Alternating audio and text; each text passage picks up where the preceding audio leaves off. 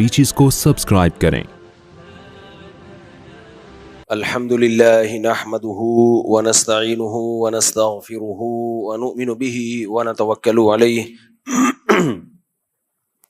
व नऊज़ु बिल्लाहि मिन शुरूरि अनफुसिना व मिन सय्यिआति अअमालिना मन यहदिहिल्लाहु फला मुदिल्ल लहु व मन युद्लिल फला हादिय लहु व नशहदु अन ला इलाहा इल्लल्लाहु वहदहु ला शरीका लहु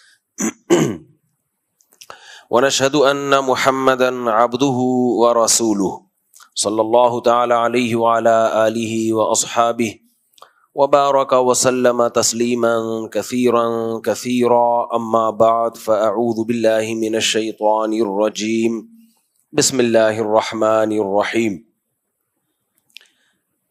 या अय्युहल्लज़ीना आमनू कुतिबा अलैकुमुस्सियाम कमा कुतिबा अलल्लज़ीना मिन क़ब्लिकुम लअल्लकुम तत्तक़ून अय्यामम मादूदात वक़ाल अन्नबिय्यु सल्लल्लाहु अलैहि वसल्लम मन साम रमज़ान ईमानन वहतिसाबन गुफ़िर लहु मा तक़द्दम मिन ज़ंबिहि वमन क़ाम रमज़ान ईमानन वहतिसाबन गुफ़िर लहु मा तक़द्दम मिन ज़ंबिहि। रमज़ान से मुताल्लिक़ कुरान मजीद की आयत पढ़ी है। अल्लाह ताला से दुआ है कि अल्लाह ताला सही तरह से बात कहने की, सुनने की, समझने की, अमल की तौफ़ीक़ अता फ़रमाए। देखो भाई, कुरान मजीद की जो आयत मैंने आपके सामने तिलावत की, अल्लाह ताला का इरशाद है, ए ईमान वालो, तुम पे रोज़े फ़र्ज़ किए गए हैं जैसे कि तुमसे पहली उम्मतों पे रोज़े फ़र्ज़ किए गए थे, ताकि तुम्हारे अंदर तक़वा पैदा हो जाए।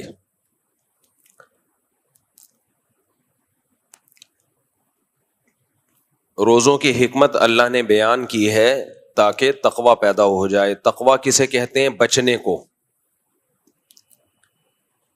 लफ्ज़ का तो तर्जुमा बचना है, चाहे अच्छी चीज़ से बचें या बुरी चीज़ से बचें, लेकिन शरीयत में ये लफ्ज़ बुराई से बचने के माना में इस्तेमाल होता है, ताकि तुम बुराइयों से बच जाओ। तो रोज़ा रखने से इंसान बुराइयों से बच जाता है। कैसे बच जाता है? देखो, जानवरों में अल्लाह ताला ने बचने का मादा ही नहीं रखा, उनका जो दिल चाहता है वो करते हैं। आप ये डॉक्यूमेंट्रीज देखें, ये जो हाइना होता है कितनी बेदर्दी से जानवरों को खाता है, ये जिंदा ही को नोच नोच के खाना शुरू कर देता है। हालांकि वो पहले गर्दन से पकड़ के मारे फिर खा जाए, ये भी कर सकता है, लेकिन उसके पास इतना टाइम नहीं होता सोचने समझने का। उसका जो दिल चाहता है वो करता है। उसको भूख लग रही है, खाना शुरू कर देगा वो। इससे उसको गरज नहीं है कि तमीज से खाऊं या बदतमीजी से खाऊं।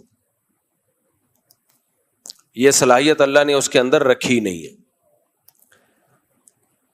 इंसान को अल्लाह ने शऊर दिया है, वो सोचता है कि ये काम करने का है, ये काम नहीं करने का है, ये काम कर लेना चाहिए, इस काम से हमें बचना चाहिए। अब अच्छा इंसान वो होता है जिसे अपनी ख्वाहिशात पे कंट्रोल हो। सारा मसला ही यहीं से है भाई। आप अगर दिल के पीछे चलते हो कि दिल क्या कह रहा है, तो दिल के पीछे चलने वाले आखिरत भी बर्बाद कर देते हैं और दुनिया भी बर्बाद कर देते हैं, जो अपने दिल के पीछे चलते हैं।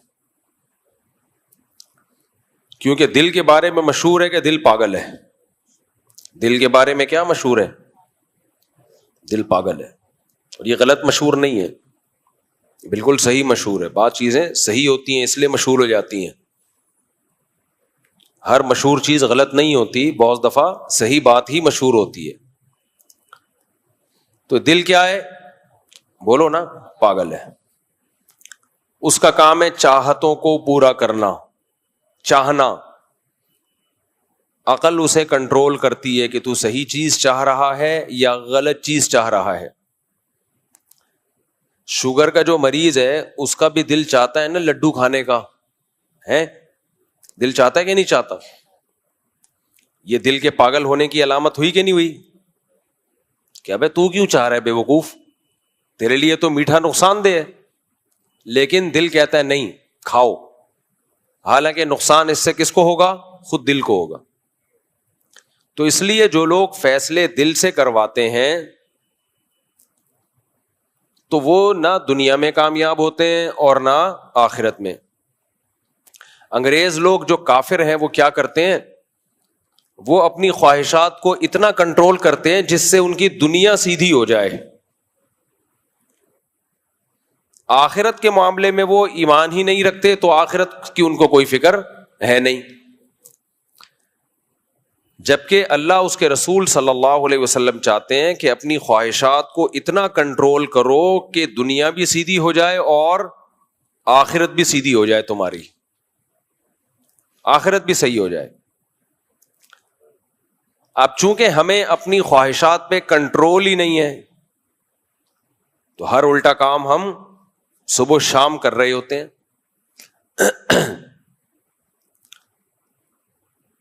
یہ جو غصے میں طلاقیں دیتے ہیں یہ کون لوگ ہیں؟ جنہیں اپنی خواہشات پہ کنٹرول نہیں ہے، غصے پہ کنٹرول نہیں ہے، بس جو دل چاہا کر لیا، بعد میں روتے پیٹتے ہیں، پھر مفتیوں کا دماغ خراب کرتے ہیں آ کے، پھر زندگی بھر روتے ہیں، برباد ہو جاتے ہیں، اپنے آپ کو بھی برباد کرتے ہیں، بیوی کا گھر بھی خراب کرتے ہیں. غصے میں کنٹرول نہیں ہے، گولی مار دی سامنے والے کے، ساری زندگی جیلوں میں سڑ رہے ہیں، کیسز بھگت رہے ہیں. بھائی اس وقت ذرا کنٹرول کر لیتا، نہیں جی کنٹرولنگ پاور بولو ختم. کھائے جا رہے ہیں کھائے جا رہے ہیں کھائے جا رہے ہیں، شوگر کے مریض بن گئے، بلڈ پریشر کے مریض بن گئے. اب جو چیزیں کھانے کی تھیں وہ بھی چھوڑنی پڑ رہی ہیں. شروع میں تھوڑی احتیاط کر لیتے، آج بڑی احتیاطوں سے نہ بچنا پڑتا. سو رہے ہیں تو سوئے چلے جا رہے ہیں، نہ ورزش ہے، نہ ایکسرسائز ہے، نہ ہل جل ہے. تو سارا مسئلہ کس کا ہے ہمارے ساتھ؟ کنٹرولنگ پاور بولو ختم. ایک ظلم تو ہم نے اپنی جانوں کے ساتھ یہ کیا ہے، یہ کنٹرولنگ پاور ہماری کیا ہے؟ ختم. دوسرا اس سے بڑا ظلم ہوا ہے. اچھا یہ مذہبی اسکالرز میں بھی ہے یہ چیز، کنٹرول پاور ان کی بھی ختم ہے. جو بات پبلک کو بیان کرنے کی نہیں ہے وہ بیان کی جا رہی ہے کیونکہ آپ کو آتی ہے وہ بات. بھائی آپ کے پاس جو علم ہے آپ یہ دیکھو کہ پبلک کو بتانے کا اس میں فائدہ بھی ہے یا نہیں ہے، یہ پبلک کے کام کی چیز بھی ہے یا نہیں ہے. عوام کو کیوں بتا رہے ہو یہ باتیں آپ؟ صرف اس لیے کہ لوگ کہیں گے ماشاءاللہ بہت پہنچے ہوئے ہیں. اس نالج کا پبلک کو کیا فائدہ ہے؟ اس کی ایک مثال دیتا ہوں. مغرب کی نماز میں سنت یہ ہے کہ قصار مفصل میں سے سورتوں کی تلاوت کی جائے، چھوٹی صورتیں. اذا زلزلت الارض زلزالها القارعۃ ما القارعۃ الم تر کیف فعل ربک باصحاب الفیل. سنت کیا ہے؟ مغرب کے فرضوں میں ان صورتوں میں سے تلاوت کی جائے. ہمارے مسجد میں دارالافتاء والارشاد میں مفتی رشید احمد صاحب کے دور میں قاری صاحب آئے، وہ مغرب کی نماز میں کبھی سورہ بقرہ سے تلاوت کر رہے ہیں، کبھی سورہ آل عمران سے. تو حضرت نے فرمایا بھائی جو سنت طریقہ ہے اس پر عمل کریں. اب مغرب میں پبلک بھی زیادہ ہوتی ہے، فجر میں پبلک کم ہوتی ہے. پھر حضرت نے جب بہت دفعہ سمجھایا، نے فرمایا قاری لوگ یہ کرتے ہیں مغرب کی نماز میں بڑی بڑی صورتوں میں سے پڑھتے ہیں یہ بتانے کے لیے کہ ہمیں یہاں سے بھی آتا ہے. سمجھ رہے ہیں؟ اگر وہ علم ترا پڑھ لیں گے تو پبلک کہے گی یہ تو ہم بھی پڑھ سکتے ہیں، اس میں آپ نے کون سا تیر مار دیا. اگر وہ مغرب کی نماز میں قل ہو اللہ احد پڑھ لیں گے تو پبلک کہے گی یہ تو ہمیں بھی آتی ہے. آپ وہاں سے پڑھیں جہاں سے پبلک کو نہیں آتا، تاکہ پبلک کو پتا چلے آپ بہت بڑے قاری ہیں. آپ نے مجھے دیکھا ہے میں مغرب کی نماز میں کیا پڑھتا ہوں رفیع بھائی؟ علم ترا، قل هو اللہ احد. مجھے کتنے سال ہو گئے یہاں؟ 20 سال یہی صورتیں پڑھ رہا ہوں. بہت کبھی ایسا ہوتا ہے کہ بیچ میں سے پڑھ لی، حالانکہ ہم حافظ قرآن ہے الحمدللہ. مغرب میں ہم یہ پڑھ رہے ہوتے ہیں الہاکم التکاثر ویل لکل ہمزۃ لمزہ لإلاف قریش القاریعۃ ما القاریعہ، یہ سے چل رہی ہوتی ہے. بھائی پوری سورت ایک پڑھ لو ایک رکعت میں, دوسری رکعت میں دوسری پوری سورت پڑھ لو. لیکن بعض قاری لوگ کیا کرتے ہیں کہ وہ بیچ بیچ میں سے مغرب سے, تاکہ پبلک کو پتا چلے کہ ہمیں یہاں سے بھی آتا ہے. ٹھیک ہے, پبلک کو پتا چل گیا, لیکن جو سنت تلاوت ہے وہ تو چھوٹ گئی نا. کبھی کبھار ٹھیک ہے, سنت تو ختم ہو گئی نا. فجر میں آپ پڑھیں طوال مفصل میں سے, تو ہر وہ چیز جو آپ کو آتی ہے تو یہ بتانے کی ضرورت نہیں ہے کہ مجھے یہ آتی ہے. یہ سارا مسئلہ یہاں سے خراب ہوا ہے. لوگ مجھے کہتے ہیں نا شادیاں کرتے رہتے ہو بیان میں, مفتی صاحب کے پاس کوئی علمی باتیں نہیں ہوتی, کوئی علمی صلاحیت نہیں ہے. میں عوام کے سامنے وہ بات کرتا ہوں جو عوام کے مینٹل لیول کی ہے, جس کی پبلک کو ضرورت ہے. باقی ہم علمی لحاظ سے کچھ آتا ہے یا نہیں آتا میں دعویٰ نہیں کرتا, لیکن ہمارے وہ لیکچر سنو جو مدرسوں میں ہوتے ہیں. جب مدرسوں میں ہم لیکچر دیتے ہیں, اصول فقہ کی کتابیں یا حدیث کی کتابیں یا تفسیر پڑھاتے ہیں, تو ہمارا اسٹائل کچھ اور ہوتا ہے, وہ یہ والا اسٹائل نہیں ہوتا جو ابھی ہے. سمجھتے ہیں کہ نہیں سمجھتے ہیں؟ اب جو باتیں مدرسوں کے طلبہ کے سامنے آنے کی ہیں وہ میں پبلک کے سامنے لاؤں, اور جو پبلک کے سامنے کی ہیں وہ طلبہ کے, تو یہ سارا کام الٹا ہو جائے گا. فرقے پیدا ہوں گے, نئے نئے تشویش پیدا ہوگی لوگوں میں. تو جو پبلک کے کرنے کے کام ہے, واعظین جتنے بھی دنیا میں گزرے ہیں وہ آسان باتیں کرتے ہیں لوگوں کے سامنے.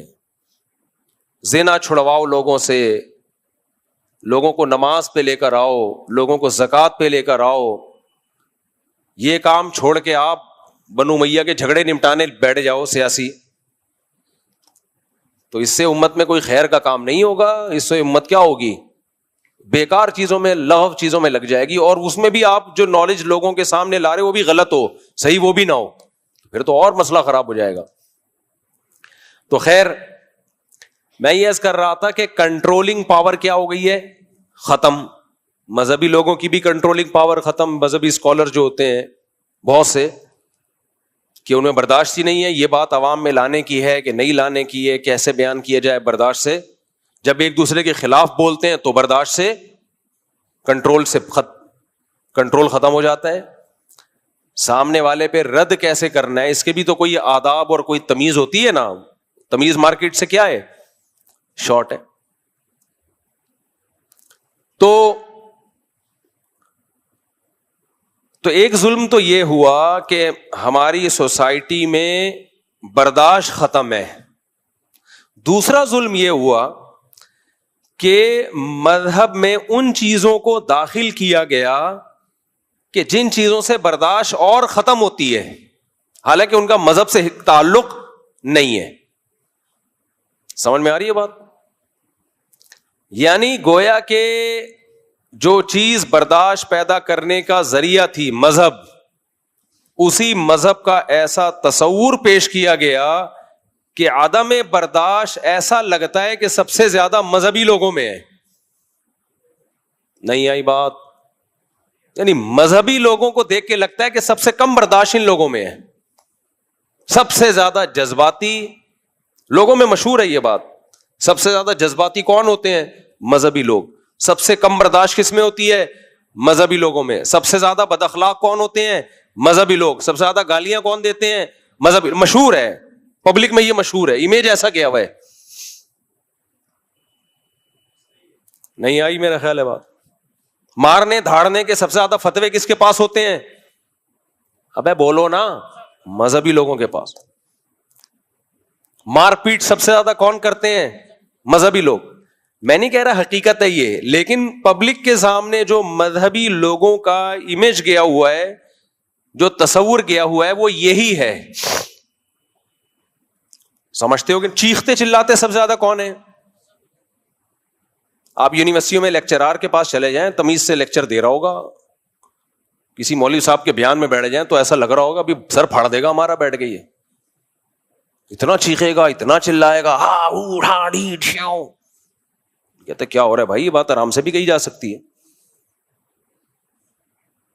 ایک صاحب ہیں, ایک مولانا صاحب, میرے خلاف فتوے آج کل بہت دے رہے ہیں. وہ اڑا دو گردن اڑا دو اس کی, مار دو اس کو, گستاخ ہے, اور پتہ نہیں اس طرح کے فتوے نا. تو جب بہت زیادہ ہو گئی تو میں نے کسی کو بھیجا, میں نے کہا جا اس کے بیان میں بیٹھ ریکارڈ کر کے لے آ, اس سے پہلے کہ یہ ہماری گردن اڑائے ہم اس کے خلاف کیس کرتے ہیں. کیونکہ اچھا وہ کام اس کا یہ ہے کہ بنیان سونگتا ہے عورتوں کے. کیا کرتا ہے وہ؟ عورتوں کے بنیان سونگ سونگ کے بتاتا ہے کہ تیری بیوی پہ جن ہے یا نہیں ہے. اب جب سے میں نے یہ کہنا شروع کیا ہے نا, میری گردن اڑے نہ اڑے, اس کی 2 ٹکے کی سوسائٹی میں حیثیت رہی نہیں ہے. کیونکہ ہمارے علماء ایسے لوگوں کے خلاف بولتے ہوئے ڈرتے ہیں کہ شاید کہیں پہنچے ہوئے بزرگ نہ ہو, کہ یہ جن چڑیل بھوت بھگاتے ہیں تو پتہ نہیں ان کا اللہ کے ہاں کیا مقام ہوگا. ہمارے علماء اکثر نیک علماء بھی ڈرتے ہیں ان لوگوں کے خلاف بولتے ہوئے کہ یار ایسا نہ ہو حقیقت میں کہیں پہنچے ہوئے نہ نکلیں کہیں. یہ بھائی بعض ہوتے ہیں نا وہ بہت بڑا مقام ہوتا ہے. تو اللہ نے میرے اندر جو سافٹ ویئر انسٹال کیے ہیں وہ سافٹ ویئر ان چیزوں کو مانتے ہی نہیں ہیں. میں کہتا ہوں وہ کمبخت 1 نمبر کا بے غیرت, اور بے غیرت سے بہت کم گالی ہے. یہ ممبر کا احترام ہے کہ میں بہت ہلکا لفظ یوز کر رہا ہوں. ممبر نہ ہوتا تو پھر میں بتاتا ان کو کیا کہا جائے گا. مجبور ہوں, ممبر نے میرے ہاتھ باندھ دیے. وہ بزرگ تو دور کی بات میرے بھائی, جو عورت کا بنیان سونگ رہا ہے نا کسی غیر عورت کا, وہ بے غیرتی کا لفظ اس کے لیے, یہ بے غیرتی کے لفظ کی توہین ہے. بے غیرت کا لفظ بولے گا یار میں اتنا برا ہوں کہ آپ نے اس آدمی پہ میرا نام فٹ کر دیا, اور اپنے آپ کو مفتی بھی کہتا ہے, مفتی فلاں مفتی فلاں. تو جن چڑیل بھوت بھگانے والے ویسے ہی غیرت ان میں ہوتی نہیں ہے. آپ ذرا ان کے ساتھ رہو, آپ کو سارے 1 نمبر کے بے غیرت نظر آئیں گے. یہ اتنے بے غیرت ہیں کہ میں ان کے خلاف اتنا بول رہا ہوں, ایک جن میرے پاس نہیں بھیجا انہوں نے. یار کیا خیال ہے, بھیج دو یار 2-4 جن چڑیل بھوت بھیج کے ہمیں بھی کوئی جادو وادو کرو ہمارے اوپر بھی. تو کوئی جادو کرو نا ہمارے اوپر بھی کرو یار. کس نے منع کیا تمہیں؟ رکھو تعویذ. تو یہ ان تلوں میں تیل نہیں ہے, یہ بے غیرت لوگ ہیں. یہ صرف آپ میں اگر کوئی بے غیرت ہو تو اس پہ اثر کریں گے یہ, ٹھیک ہے نا.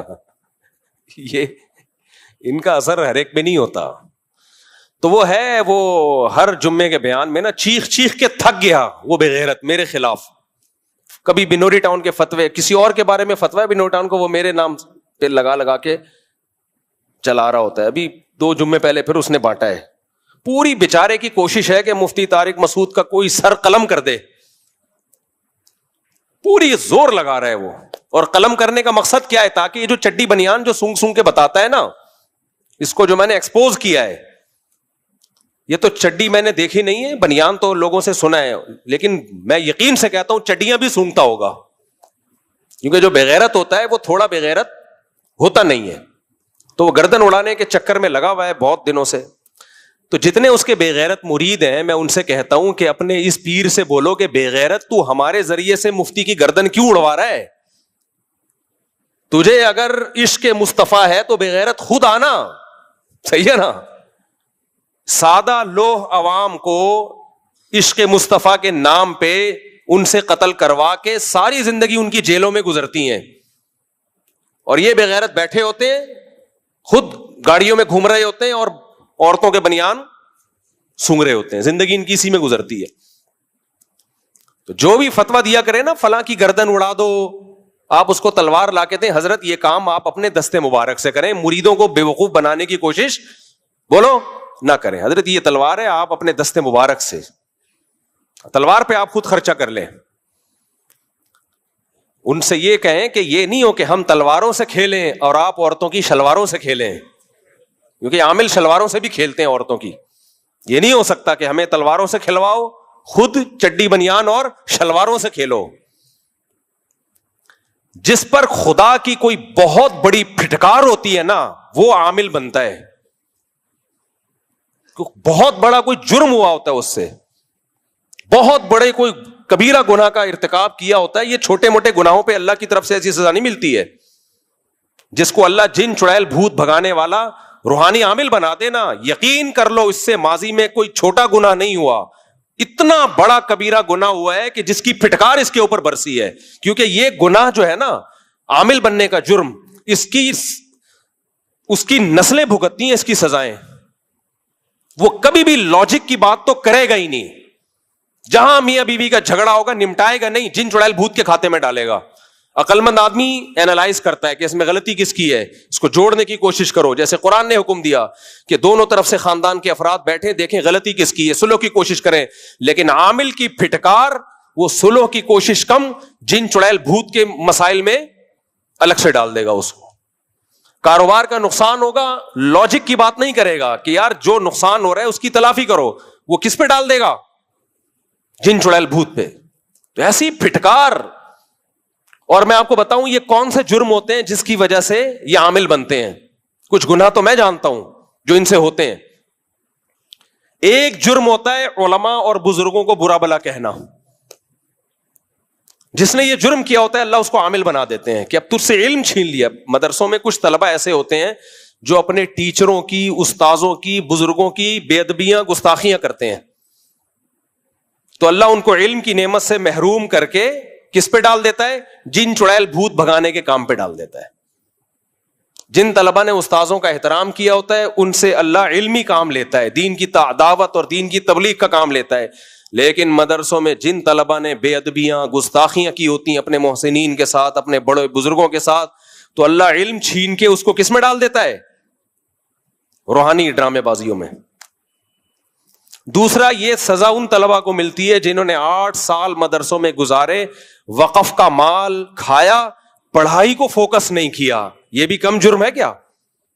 قوم کا سرمایہ آپ کے اوپر خرچ ہوا, آپ کو چاہیے تھا کہ آپ پڑھتے, صرف نحو میں مہارت حاصل کرتے, فقہ پڑھتے, قرآن کی تفسیر پڑھتے, عربی ادب میں دلچسپی لیتے.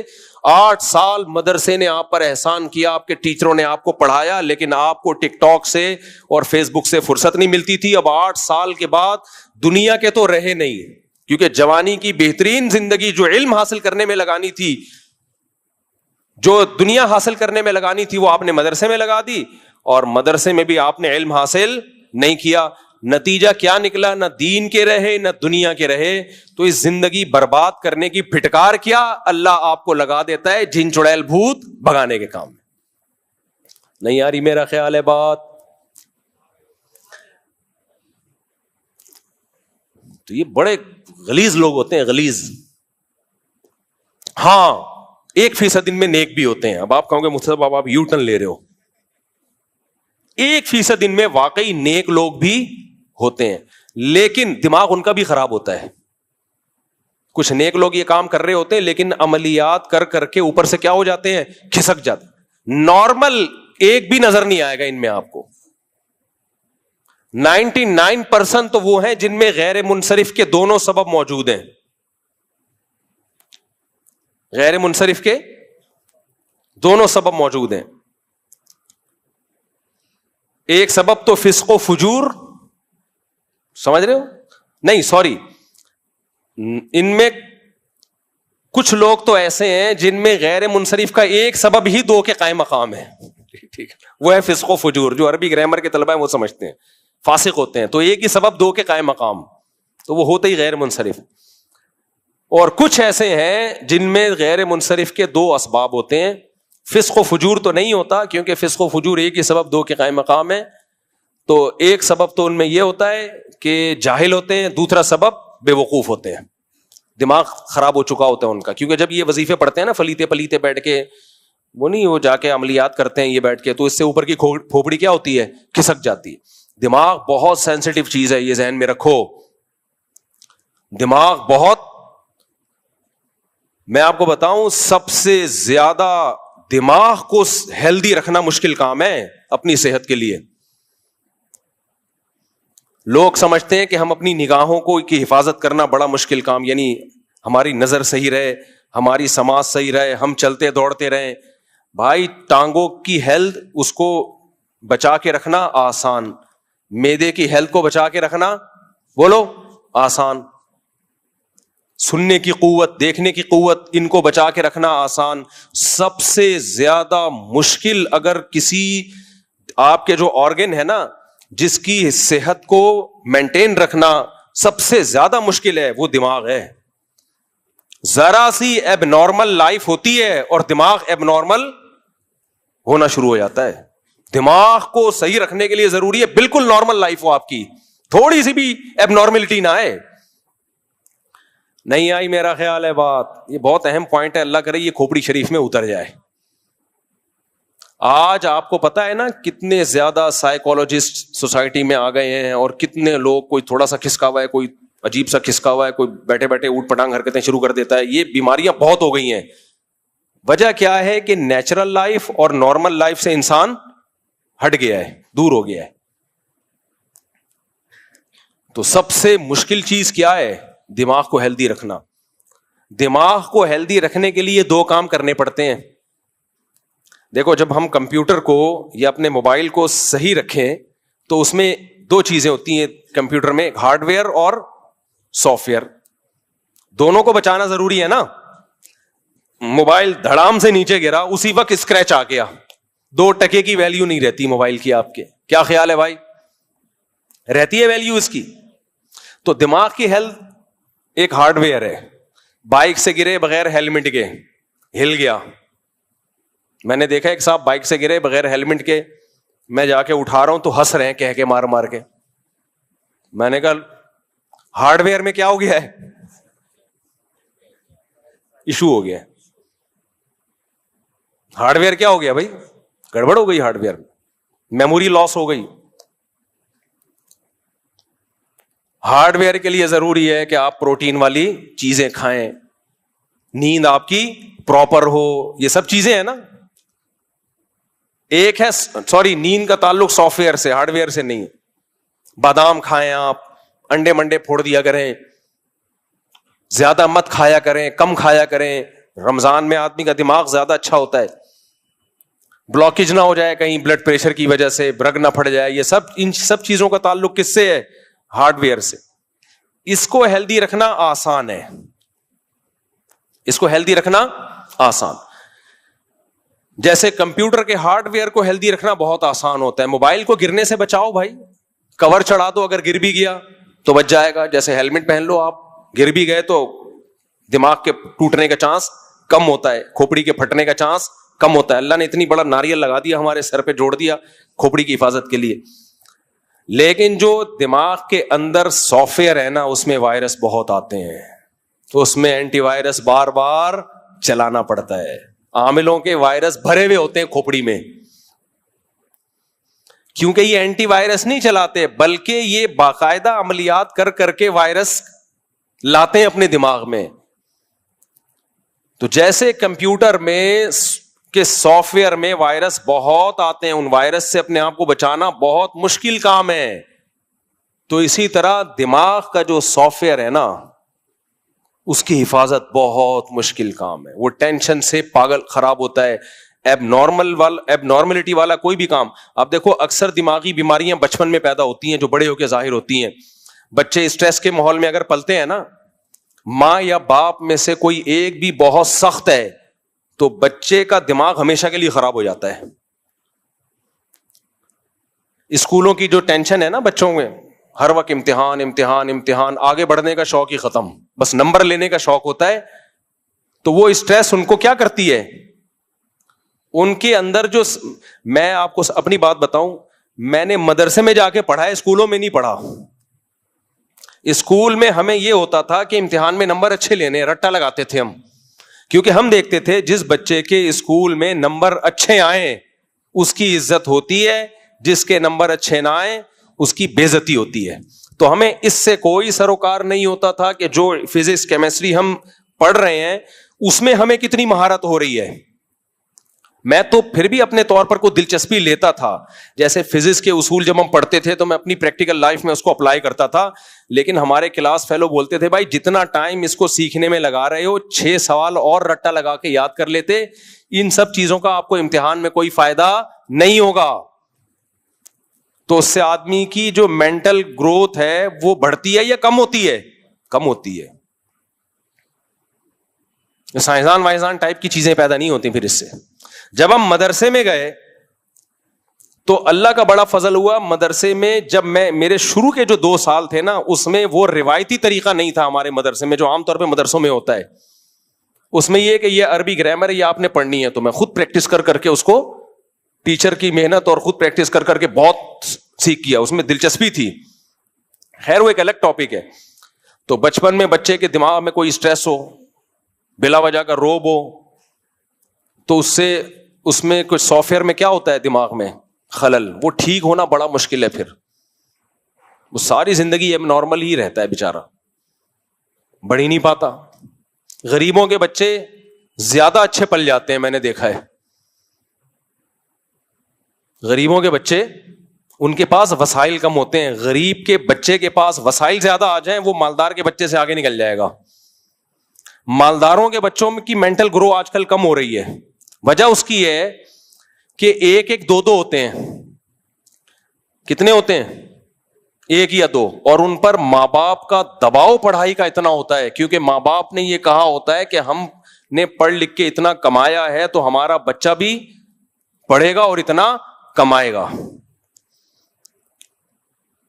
اور پھر بچے کو کھیلنے کودنے کے لیے قریب العمر بہن بھائی نہیں ملتے. اس کے کزنوں کی تعداد، اس کے بہن بھائیوں کی تعداد کم ہوتی ہے.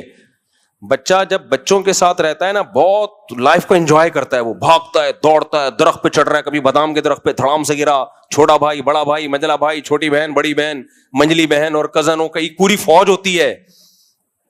ایسے کھیل کود کے جو بچے بڑے ہوتے ہیں وہ دنیا میں بڑے کام کرتے ہیں، بشرطے کہ ان کو وسائل بھی ملیں.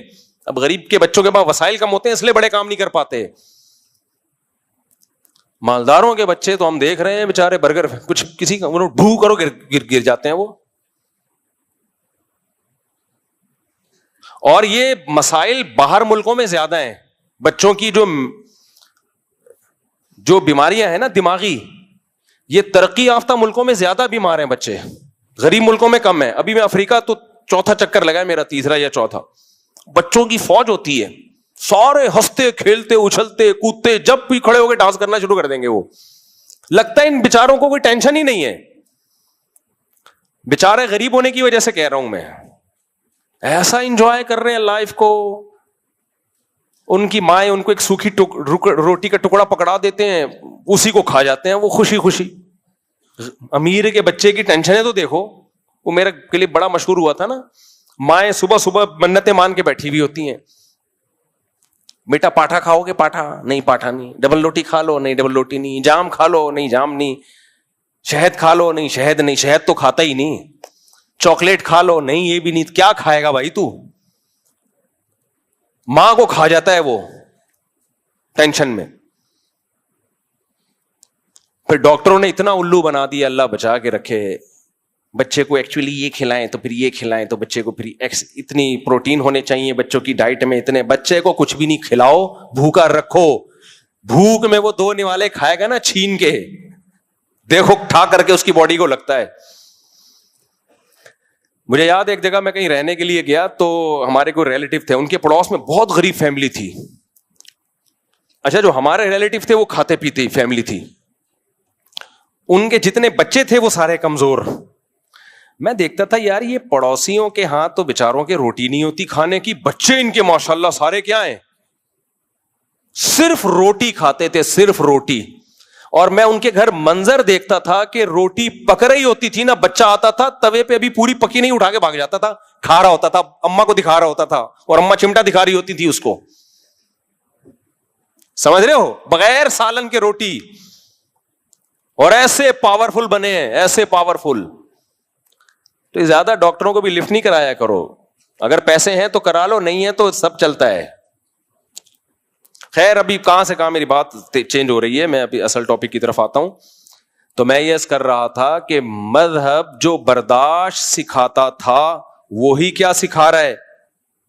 مذہبی لوگ عام طور پر، لوگوں میں مشہور ہے یہ بات کہ مذہبی لوگوں میں برداشت کم ہوتی ہے. تو بھائی یا تو یہ مذہب کا قصور ہے، تبھی بہت سے لوگ یہ منظر دیکھ کے ملحد ہو گئے، ایتھیسٹ ہو گئے. کیا سب سے زیادہ عدم برداشت تو ہمیں مذہبی لوگوں میں نظر آتی ہے، حالانکہ انہوں نے اوریجنل مذہبی لوگ دیکھے ہوتے نہیں ہیں. اصل وجہ یہ ہے. تو اب نظر اگر ہمیں آ رہا ہے کہ مذہبی لوگوں میں برداشت کم ہے، امیج یہی بنا ہوا ہے دنیا کے سامنے، تو یا تو میرے بھائی یہ مذہب کا قصور ہے کہ مذہب پروڈکٹ ایسی تیار کر رہا ہے جن میں برداشت نہیں ہے. تو اگر خدا نخواستہ یہ مذہب کا قصور ہے تو اس کا مطلب پھر ہم صحیح مذہب کو فالو نہیں کرتے، پھر تو ہمیں مذہب چھوڑ دینا چاہیے. لیکن حقیقت یہ ہے کہ یہ مذہب کا قصور نہیں ہے، مذہب کو ریپریزنٹ کرنے والے، مذہب کو ایکسپلین کرنے والے وہ غلط ایکسپلین کر رہے ہیں. کیسے؟ اب میں آپ کو بتاتا ہوں. دیکھو، اگر کسی مذہب کے پہ چلنے والوں میں آپ کو موٹاپا بہت نظر آ رہا ہے، سارے گول گول ہی ہیں اس مذہب کے فالوورز. دوبارہ سے جب بہت بہترین مثال ہوتی ہے تو میں ایک گیئر لگانے کے بعد نیوٹرل کر کے گاڑی کو دوبارہ سپیڈ میں لے کر آتا ہوں، ریورس دوبارہ سے نا. روڈ بہت زبردست ہے تو اب گاڑی کو نیوٹرل کر کے بریک لگاؤ، دوبارہ گیئر میں ڈال کے گاڑی چلاؤ. تو میں مثال کو دوبارہ سے دیکھو. مجھے ایک بات بتاؤ، فرض کرو کوئی مذہب ہے جس کا کوئی بھی نام ہے، اسلام کی بات نہیں کر رہا، کوئی بھی ایک مذہب ہے، اس مذہب کا نام ہم اے بی سی رکھ دیتے ہیں. اس مذہب کا کیا نام ہے؟ اے بی سی. دنیا میں ایک مذہب ہے جس کا نام کیا ہے؟ اے بی سی.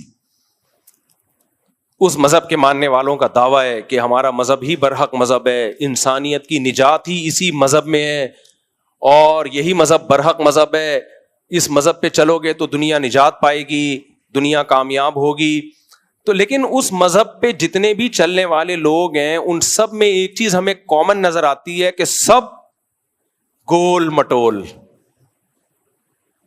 بڑی بڑی توندیں، اور رائٹ اور لیفٹ دونوں کولے، اور توند کا سائز برابر، سارے ہی سب گول گول موٹے موٹے، 150-200 کلو سے کسی کا وزن کم نہیں. 2-4 ہوتے، 5-6 ہوتے، ہم کہتے ہیں یار یہ تو قدرت کی طرف سے ہو جاتا ہے نا. بھائی بہت لوگ ایسے ہم نے دیکھے ہیں جو بہت تھوڑا کھاتے ہیں لیکن وزن ان کا بہت زیادہ ہے. یہ اسٹرکچر ہی ان کا قدرت کی طرف سے. صحابہ میں بھی ایسے تھے، تابعین میں بھی ایسے تھے، بڑے بڑے بزرگوں میں آج بھی ہم نے دیکھا ہے. حضرت حاجی عبد الوہاب صاحب تبلیغ جماعت کے امیر تھے، میرا خیال ہے 24 گھنٹے میں ایک ٹائم 4 نوالے کھاتے ہوں گے وہ، لیکن جسم بھاری تھا. یہ تو قدرت کی طرف سے. چند لوگ تو ہو سکتے ہیں، لیکن اس مذہب کے جتنے ماننے والے ہیں سارے کیا ہیں؟ لمبائی اور چوڑائی کیا ہے؟ برابر. لیٹ جائیں تو پتہ نہیں چلے کہ کھڑے ہوئے ہیں یا اگر چادر ڈال دیں ان کے اوپر. بہت مختلف طریقوں سے اس بات کو ایکسپلین کیا جا سکتا ہے، میں زیادہ مثالیں نہیں دے رہا آپ کو. سارے ہی اگر موٹے موٹے ہیں، سارے ہی موٹے موٹے، تو اس سے پہلا امیج جو دنیا کے سامنے جائے گا وہ یہ جائے گا کہ اس مذہب میں باقی تعلیمات کا تو ہمیں نہیں پتا، اخلاقیات میں کیا معاملہ ہے، لیکن یہ مذہب میں کھانا پینا بہت زیادہ یہ فرض ہے. کیونکہ سارے ہی مذہب کے ماننے والے کیا ہیں؟ گول. تو اس کی علامت ہوئی نا کہ یہ مذہب زیادہ کھانے پینے کی ترغیب بہت زیادہ دیتا ہے. نماز کی طرح فرض ہے اس میں، ورنہ 2-4 تو پتلے ہوتے نا. کیا خیال ہے بھائی؟ سمجھ میں آ رہی ہے بات کہ نہیں آ رہی؟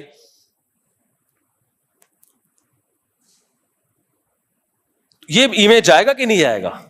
اب مسئلہ کیا ہو گیا ہے، آپ سمجھ گئے ہوں گے میں کیا کہنا چاہ رہا ہوں. ہمارے یہاں بھی ایسا ہی ہے. بہت سے مذہبی لوگ جب آپ ان کے فرقے یا ان کی جماعت کو جوائن کریں تو آپ کو باریک لوگ مارکیٹ سے شارٹ نظر آئیں گے، اور اگر کوئی دبلا نظر بھی آئے گا تو وہ ایسا ہی ہے جیسے بعض کم کھانے والے موٹے ہوتے ہیں، بعض بہت کھانے والے بھی اتفاق سے کیا ہوتے ہیں؟ پتلے ہوتے ہیں. وہ اتفاق سے قدرت نے ایک معجزہ دکھایا ہے کہ 6 دیگے کھا جاتا ہے، لیکن پھر بھی کیا ہے؟ میں نے ایسے لوگ بھی دیکھے ہیں باریک باریک، صبح و شام کھاتے رہتے ہیں پھر بھی باریک ہوتے ہیں. تو یہ قدرت کا ایک شاہکار ہوتے ہیں وہ. لیکن 99% آپ کو کیا نظر آ رہے ہیں؟ گول. تو اس کا مطلب کیا ہوا بھائی؟ اس مذہب میں کھانے پینے کی تعلیمات بہت زیادہ ہے. آج مسئلہ یہ ہے کہ اسلام کا جو امیج دنیا کے سامنے جا رہا ہے مذہبی لوگوں کا جو امیج دنیا کے سامنے جا رہا ہے وہ یہ جا رہا ہے کہ یہ لوگ کھاتے بہت زیادہ ہیں. سمجھ میں آ رہی ہے بات؟ اب مجھے ایک بات بتاؤ, برداشت زیادہ کھانے کو بولتے ہیں یا کم کھانے کو بولتے ہیں؟ زیادہ کھانا یہ برداشت کی بات ہے یا کم کھانا؟ کم کھانا. کھانا کوئی کمال نہیں ہے میرے بھائی, سب کا دل چاہتا ہے پھوڑتے پھاڑتے رہیں. دسترخوان پہ ہاتھ روک لینا یہ کیا ہے؟ کمال. تو تقویٰ زیادہ کھانا ہے یا کھانے سے اجتناب کرنا ہے؟ کھانے سے اجتناب کرنا. تو اگر قرآن کہہ رہا ہے کہ ہم نے تم پہ روزے فرض کیے تاکہ تمہارے اندر تقویٰ پیدا ہو, تو اس تقوی کے مفہوم میں ایک چیز یہ بھی داخل ہے تاکہ کم کھانے کی عادت پڑے, دسترخوان پہ ہاتھ روکنا سیکھو. تو اس سے بھی پتا چلا کہ مذہبی لوگ اگر آپ کو گول مٹول سے نظر آ رہے ہیں تو یہ مذہب کا قصور نہیں ہے, یہ مذہب کو غلط ایکسپلین کیا گیا ہے. اگر مذہب کا قصور ہوتا تو مذہب رمضان کے روزے فرض نہ کرتا بلکہ حکم دیتا کہ اے ایمان والو تم پہ رمضان کے روزے نہیں, رمضان میں 4 گنا زیادہ کھانا فرض کیا گیا ہے تاکہ تم سارے کیا ہو جاؤ, پرکار کی طرح گول مٹول ہو جاؤ, کیونکہ اللہ کو دبلے پتلے مسلمان پسند نہیں ہے.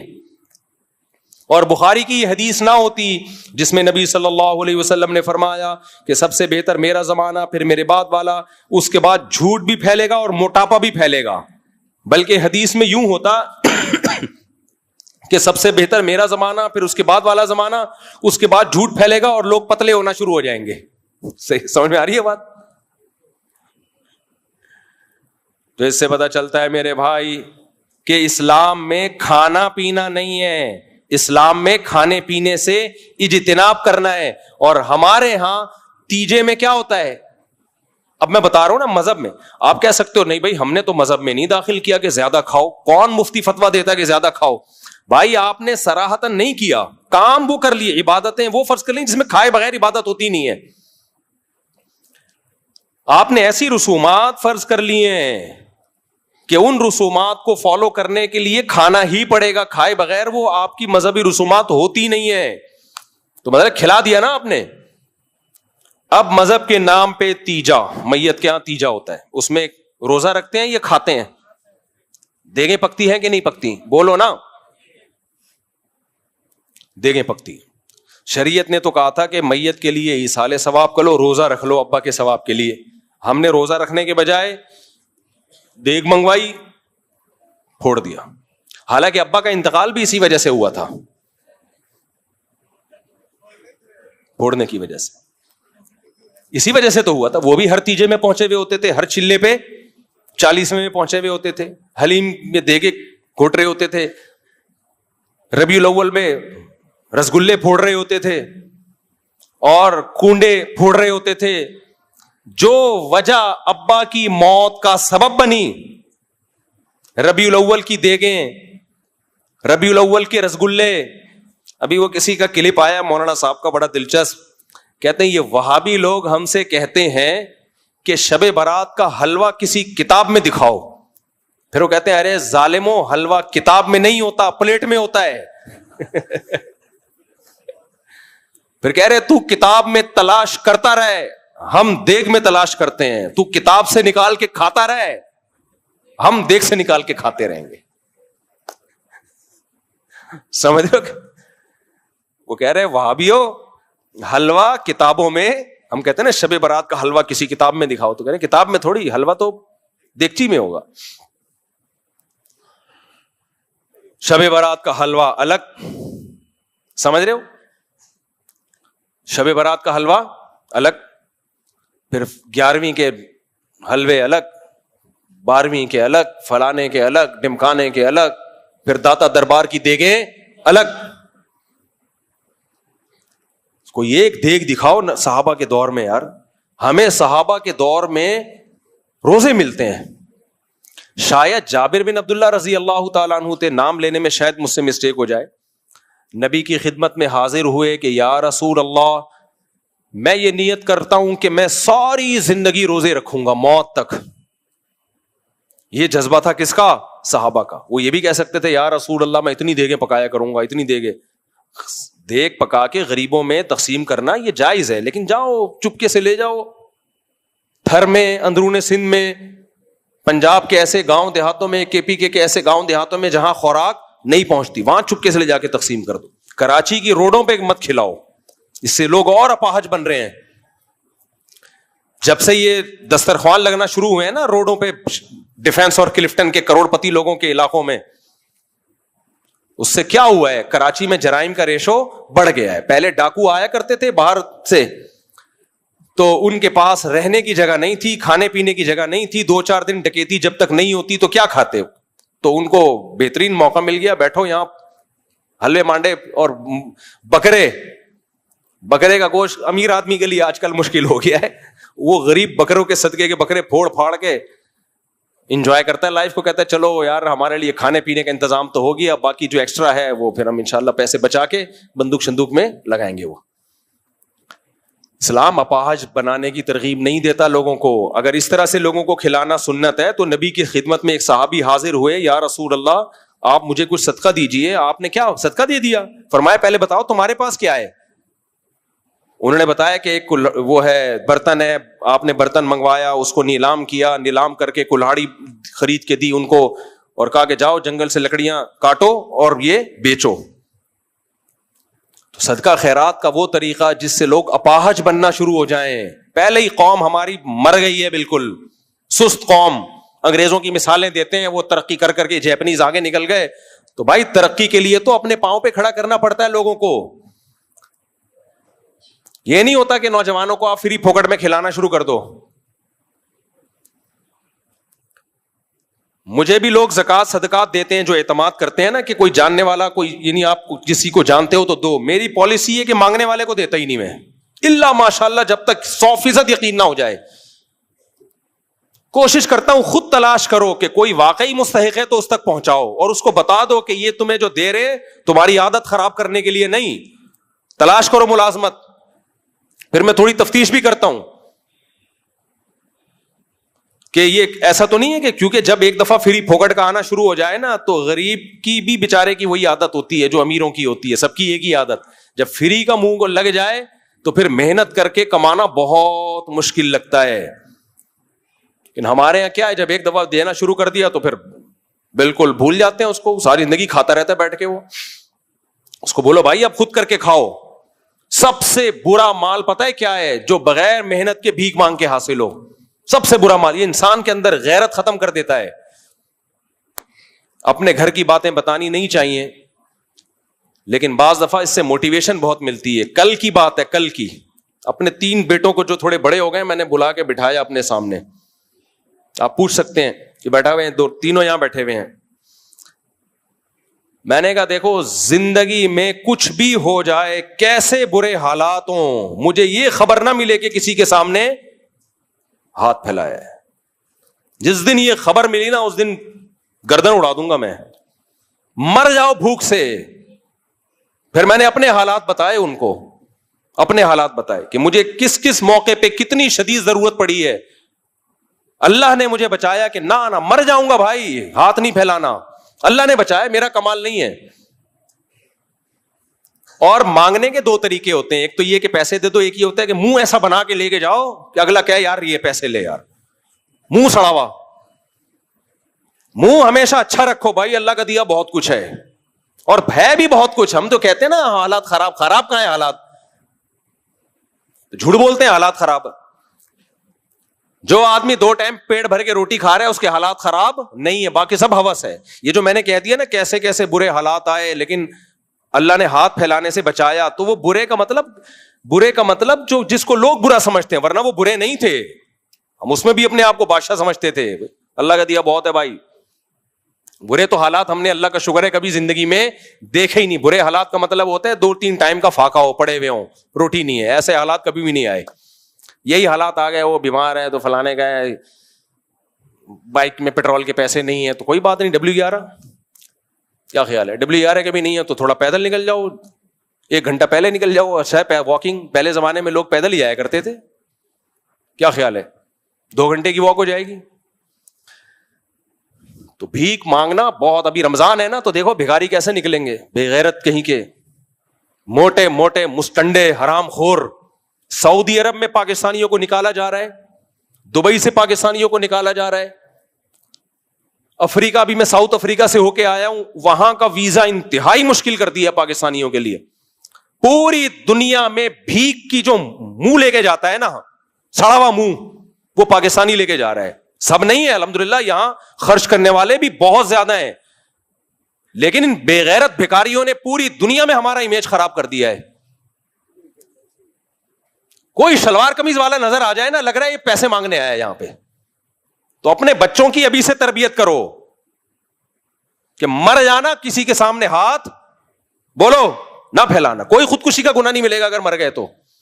اللہ سے کہہ دینا اللہ تو نے عزت سے زندہ رکھنا تھا تو رکھ لیتا نا, تو اللہ پھر رکھتا ہے عزت سے. ہمارے ایک استاد تھے, ان کے پاس ایک شخص آیا, کہنے لگا میں آپ کو اپنے خرچے پہ حج کرانا چاہتا ہوں. انہوں نے کہا نہیں وہ میرے پاس تو پیسے ہیں حج کے, لیکن میں اس دفعہ میرا ارادہ نہیں ہے. ہم نے کہا آپ کے پاس تو پیسے نہیں. انہوں نے کہا بھائی میں کسی کے خرچے پہ حج پہ نہیں جانا چاہتا. صحیح ہے نا. انہوں نے کہا یا تو اتنا بے تکلف دوست ہو نا جس سے بہت فری ہو انسان. ایک اجنبی آدمی کا میں اتنا بڑا احسان لوں جس سے سلام دعا نہیں ہے, دوستی یاری نہیں ہے, کہ اتنا بڑا احسان لوں کہ اتنے لاکھ روپے مجھ پہ حج پہ خرچ کرے, اور میں پھر جب بھی اس سے ملوں تو نظریں نیچی رکھوں کہ اس نے مجھے حج کرایا تھا. انہوں نے کہا نہیں.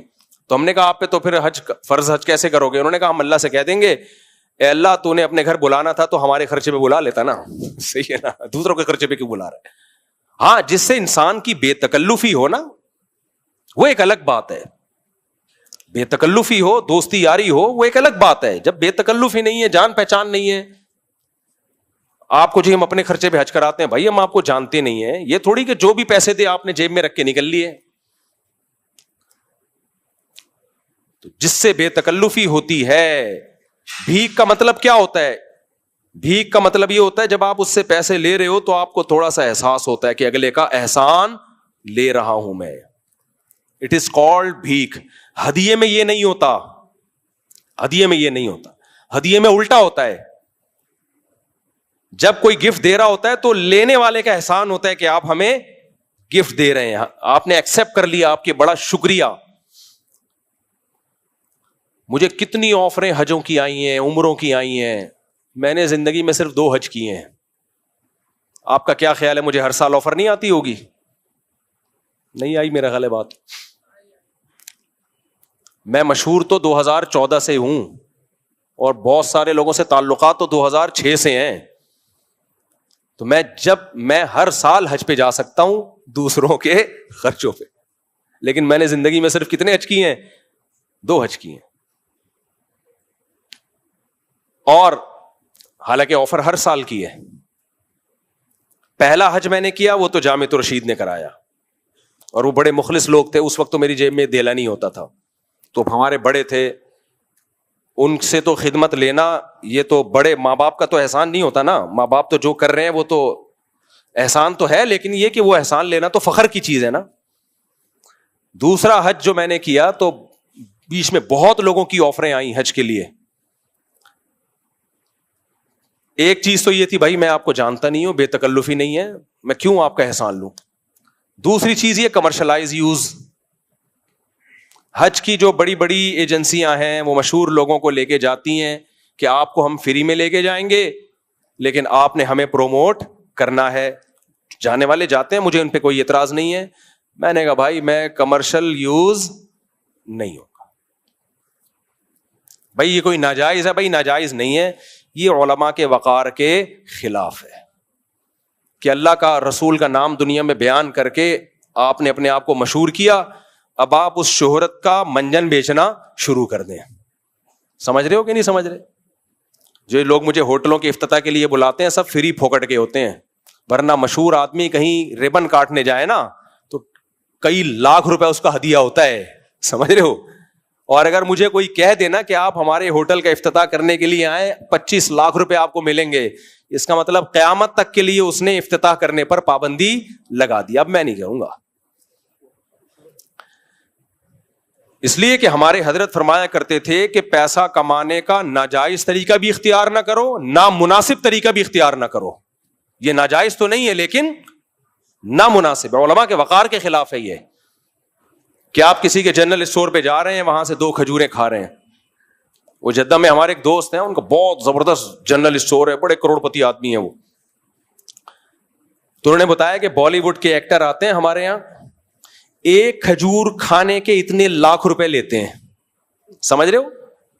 بالی ووڈ کے ایکٹر آئیں گے, مشہور ہماری شاپ میں آئیں گے, ڈبے سے 1 کھجور نکالیں گے, کھائیں گے اور ویڈیو بنائیں گے. ہم اس 1 کھجور کے ہم انہیں لاکھوں روپے دیتے ہیں.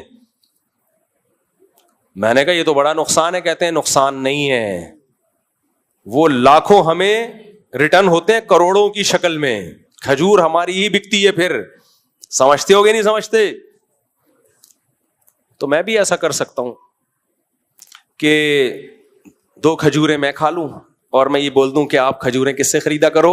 ان سے. میری تو زندگی بھر کی کھجوریں فری, اور اس کا بیڑا غرق, کیونکہ 4 گھر اور 19.25 کی کھجوریں. بہت آپ کے سمجھ سے بالا تر ہیں. اب بچے ہو آپ, سوری میں معذرت چاہتا ہوں, میں نے آپ لوگوں سے ایسی باتیں کی جو آپ کے مینٹل لیول سے, اب 1 2 بچوں کے ساتھ یہ باتیں سمجھ میں نہیں آئیں گی. 1 بیوی 2 بچوں کے ساتھ یہ باتیں, ایک بیان صرف بالغوں کے لیے رکھوں گا میں. اصل میں بہت آگے چلا جاتا ہوں میں آپ کے مینٹل لیول سے. جب زیادہ آگے کی باتیں ہوتی ہیں نا تو پھر سمجھ سے بالا تر ہو جاتی ہے. 19.25 کا مطلب یہ سمجھیں گے ہی نہیں. ایک جگہ میں نے کہیں بیان میں کہا 19.25, تو نیچے کسی نے کمنٹس میں تھوڑے دن پہلے تو 16.5 تھے. کچھ تھوڑے دن پہلے تو 16.5 تھے, یہ 2-3 سال میں 19.25 کیسے ہو گئے؟ تو وہی بات ہے, نابالغ لوگوں کی سمجھ میں یہ باتیں 1 بیوی 1 2 نہیں آئیں گے سمجھ میں. جب زیادہ بیویاں ہوں تو پھر بولیں گے 16.5 سے 3 سال میں صرف 19.25. پھر یہ جس دن یہ ذہن بن گیا نا, میں سمجھوں گا آپ کی سمجھ میں میرا بیان آنے لگا ہے. جس دن یہ ذہن بن گیا کہ یار چند سال پہلے 16.5 اور 3-4 سال کے بعد صرف 19.25, تو یہ جب یہ سوچ بن گئی آپ کی, تو میں بولوں گا اب الحمدللہ آپ جو میں ذہن بنانا چاہتا ہوں وہ ذہن الحمدللہ بن گیا ہے.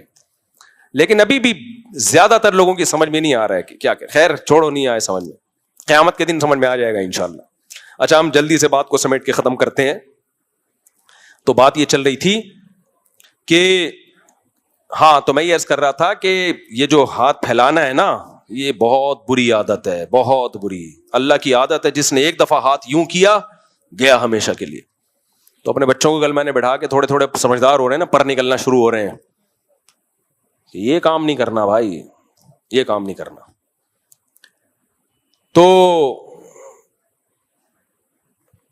تو برداشت, ہاں میں عرض کر رہا تھا کہ اگر کسی مذہب کے ماننے والوں میں برداشت نہیں ہے, برداشت نہیں ہے, اللہ بچا کے رکھے ہمیں ہاتھ کو یوں پھیلانے سے, حالات بدلتے دیر نہیں لگتی.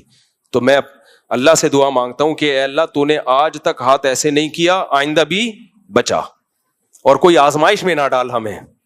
جیسے کھلا پلا رہا ہے ایسے ہی کھلاتا پلاتا رہے, ہمیشہ سے کھلایا اب بھی کھلاتا رہے. ایسے حالات ہی نہ مانگا کرو اللہ تعالیٰ سے کہ لوگوں کے سامنے ہاتھ پھیلانے پڑے.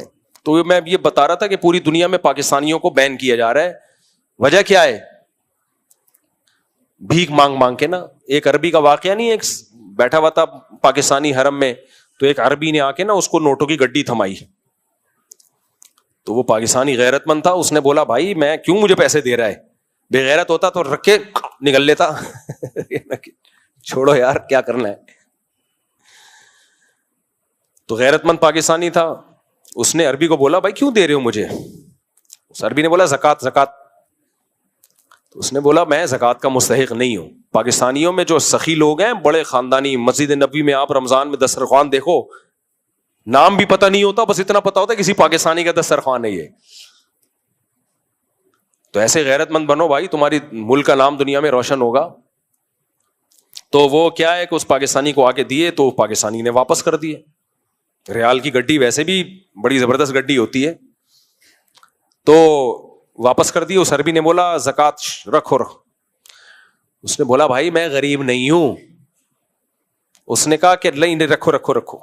بولا بھائی میں غریب نہیں ہوں, میں زکات کیوں لوں یار, تیری زکات ادا نہیں ہوگی. اس نے کہا نہیں رکھو رکھو, زکات ہے زکات ہے. شلوار قمیض سے اس عربی نے پہچانا کہ یہ پاکستانی ہے. تو جو دیکھنے والا اس واقعے کو تھا اس نے مجھے بتایا کہ جب پاکستانی نے بار بار کہا نا کہ میں غریب نہیں ہوں تو مجھے کیوں دے رہا ہے, تو اس عربی نے بولا کلو پاکستانی غریب مسکین. غریب کو مسکین کہتے ہیں عربی میں. کلو پاکستانی مسکین, تیرے غریب ہونے کے لیے اتنا کافی ہے کہ تو پاکستانی ہے, رکھ. تو یہ پاکستانیوں کا دنیا میں ایک تصور ہے, اور یہ الحمدللہ کچھ ہمارے حکمرانوں نے بنایا, کھا کھا کے ملک کو الحمدللہ کنگال کر دیا. اور کچھ ہمارے پاکستانی بھائی ہیں جو دنیا میں جہاں بھی, مذہبی لوگوں میں تو بہت ہے, میں نے تو امریکہ کینیڈا کے واقعات بتائے آپ کو, اپنے میرے ساتھ جو کچھ ہوا ہے پتہ ہی نہیں چلتا یہ کمبخت بلا کیوں رہا ہے. مخلص لوگ بھی ہیں اس میں. تو اسلام آپ کو برداشت سکھاتا ہے. برداشت میں یہ کہ لوگوں کے سامنے ہاتھ نہ پھیلاؤ, دینا سیکھو, لینا نہ سیکھو. اسی برداشت میں ہے کم کھانا. جبکہ ہم نے مذہب کو تبدیل کر دیا, مذہبی لوگ آپ کو لڈو کھانے والے, حلوے مانڈے کھانے والے, رسگلے کھانے والے اتنے ملیں گے کہ اب اگر کوئی مولوی بیچارہ میٹھا نہیں کھاتا لوگ حیران ہوتے ہیں, یار آپ کیسے مولانا صاحب ہو, آپ رسگلہ نہیں کھا رہے. لوگ حیران ہوتے ہیں, بھائی یہ مولانا صاحب ہیں یہ میٹھا ہی نہیں کھا رہے, یہ مولانا صاحب ہیں یہ بکرا نہیں کھا رہے. تو یہ عجیب سا ہو گیا ہے. تو یہ ان لوگوں کا قصور ہے جنہوں نے مذہب کو غلط رخ بنا کے پیش کیا ہے. تو اللہ تعالی ہمیں انسان کا بچہ بنانے کے لیے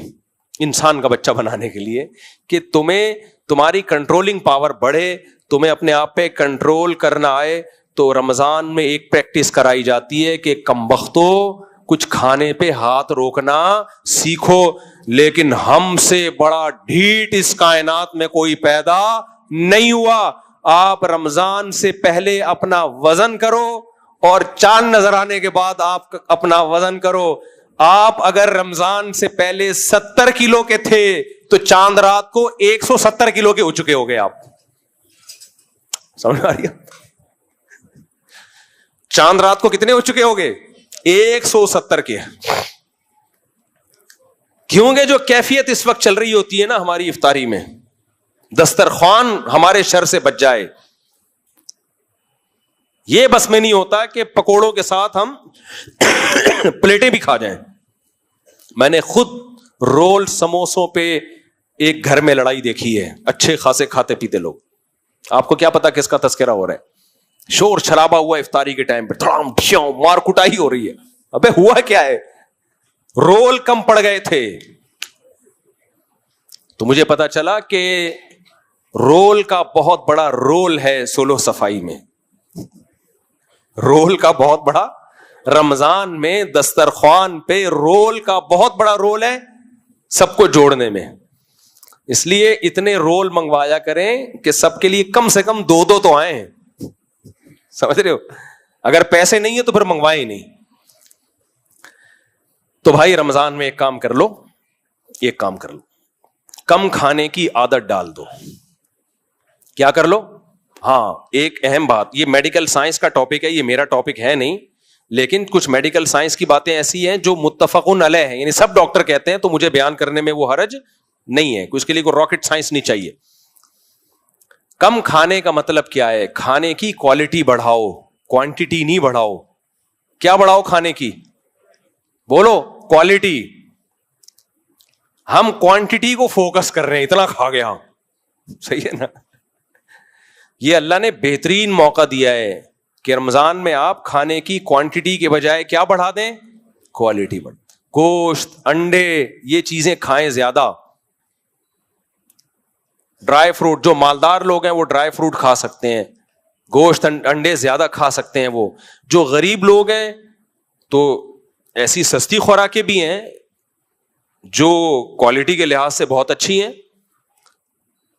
3 چیزیں کم کریں, روٹی, چاول اور یہ جو تلے ہوئے آلو ہوتے ہیں نا, تلی ہوئی چیزیں, ان کو کم کریں. جبکہ ہم رمضان میں یہ چیزیں بڑھا دیتے ہیں. تو یہ چیزیں کم کریں. اب ماہرین آج کل انڈوں کے بارے میں کیا کہہ رہے ہیں؟ آپ 5-6 انڈے بھی کھا لو, کچھ نہیں ہوتا روزانہ, اور انڈا سستی خوراک ہے, غریب آدمی بھی کھا سکتا ہے. انڈے بڑھائیں اپنی خوراک میں, دیسی انڈے مل جائیں تو نور اللہ نور. ہم نے تو 50 مرغیاں پالی ہوئی ہیں الحمدللہ. تو دیسی انڈے بڑھائیں اپنی, تلے ہوئے نہیں ہو, دیسی انڈے بڑھائیں اپنی.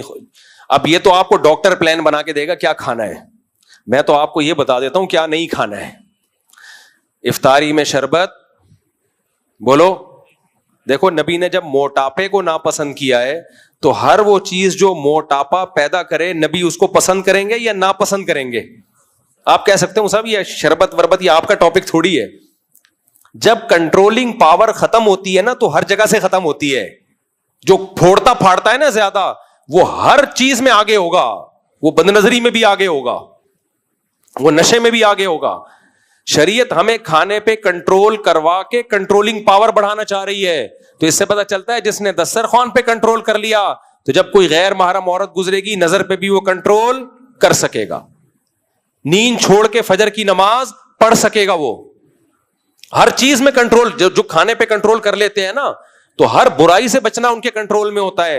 اور جس کم بخت کا دسترخوان پہ کنٹرول نہیں ہے تو کوئی بھی گناہ دیکھ کے بھی اس کو کنٹرول نہیں ہوتا, پھر وہ بھاگتا ہے اس گناہ کے پیچھے. تو اپنی صحت کا بھی خیال کرو میرے بھائی. اس رمضان میں اللہ نے بہترین موقع دیا ہے کہ انسان کے بچے بن جاؤ. ہم لوگ بھینس نہیں ہیں, ہم لوگ کیا ہے؟ ایک واقعہ سنا کے بیان ختم کرتا ہوں. دیکھو ڈاکٹر لوگ کیا بولتے ہیں, تجربے سے ثابت ہے یہ چیز. پیکنگ کی ہر چیز کو گھر سے نکال دو. کوئی بھی چیز جو کمپنی بنا کے دے رہی ہے, کتنی اچھی ہو, کتنے اس کے خوبصورت اس پہ لیبل ہو. وائٹامن سی کے آ رہے ہیں نا ڈبے. ایک ڈاکٹر سے میں نے پوچھا, اس نے بولا اس میں وائٹامن سی کے علاوہ سب کچھ ہے, اس میں صرف سی ہے, یہ والا سی ہے لکھا ہوا. پتہ نہیں کس کس پروسیس سے گزارا جا رہا ہے ان کو. تو جس چیز پہ انسانی ہاتھ نے تصرف کر لیا نا اس سے اپنے آپ کو بچاؤ. ڈبے کی کوئی چیز نہیں کھاؤ, جتنی اچھی کمپنی ہو. ڈبے کی طرف وہ جائے میرے بھائی جو جس کو صحت کا بیڑا غرق کرنے کا. لوگ میں نے دیکھا ہے وہ جہاز میں جب میرے بہت سفر ہوتے ہیں تو وہ لوگ نا ایئر ہوسٹس سے مانگتے ہیں وائٹامن سی, وہ جو ہے نا جوس سنگترے کا وائٹامن سی ہے اس میں, وہ لے آؤ. اس میں وائٹامن سی نہیں ہوتا.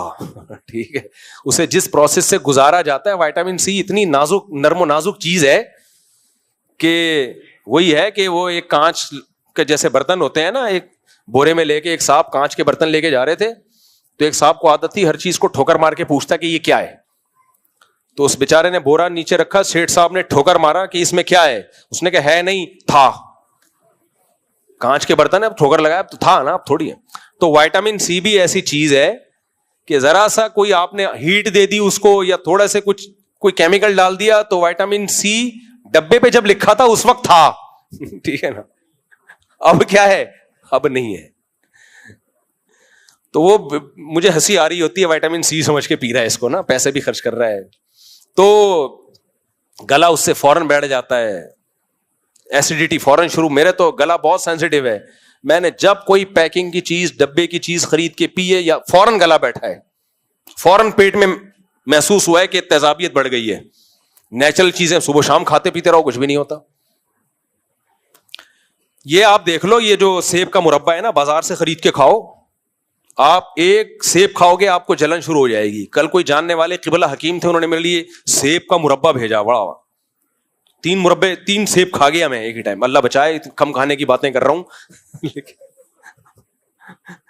کچھ ایسا زبردست ہضم ہوئے کیونکہ وہ ایک قابل اعتماد آدمی نے خود بنایا اپنے ہاتھوں سے. تو کمپنی تو اس کو سیو کرنے کے لیے پتہ نہیں کیا کیا ڈال رہی ہے. تو ڈبے کی چیزوں سے اپنے آپ کو اور اپنے بچوں کو بولو بچاؤ. چینی بھی ڈبے کی چیز ہی ہے, سمجھ رہے ہو, چینی بھی کوئی کھانے والی چیز نہیں ہے. شہد کی عادت ڈالو میرے بھائی, شہد کے پیسے نہیں ہیں, گڑ کھا لو, گڑ. اور گڑ بھی آج کل کیمیکل والا آ رہا ہے, اس کو بھی جب تک جا کے گنا لے کے خود پکا کے نہیں بناؤ نا یقین نہیں آتا, یا کوئی بہت زیادہ قابل اعتماد ہو. خیر یہ ایک الگ ٹاپک ہے. تو جو چیزیں ہم کھا رہے ہیں وہ صحت کو نقصان پہنچا رہی ہیں. اپنی خوراک کو ٹھیک کرنے کی ضرورت ہے. جب آپ کا کنٹرول ہوگا تو خواہشات میں ہر جگہ آپ کا کنٹرول ہو جائے گا. بس آخری واقعہ سنا کے بیان ختم کرتا ہوں.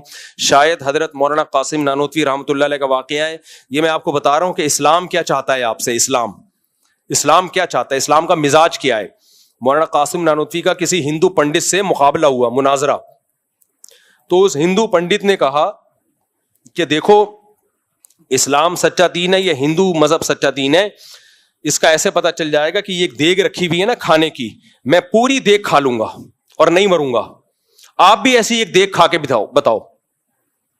بھائی انسان کے بس میں ہے دیگ کھانا, لیکن وہ ہندو پنڈت نے اس لیے کہا کہ میں پوری دیگ کھا جاؤں گا کہ بس یہ ایک معجزہ ہوگا, یہ اس کی علامت ہوگی کہ پوری دیگ میں نے کھا لی اور پیٹ میں اسپیس اتنی سی ہے, پھر بھی وہ دیگ مختلف کھانچوں میں پہنچ گئی اور میں نہیں مرا.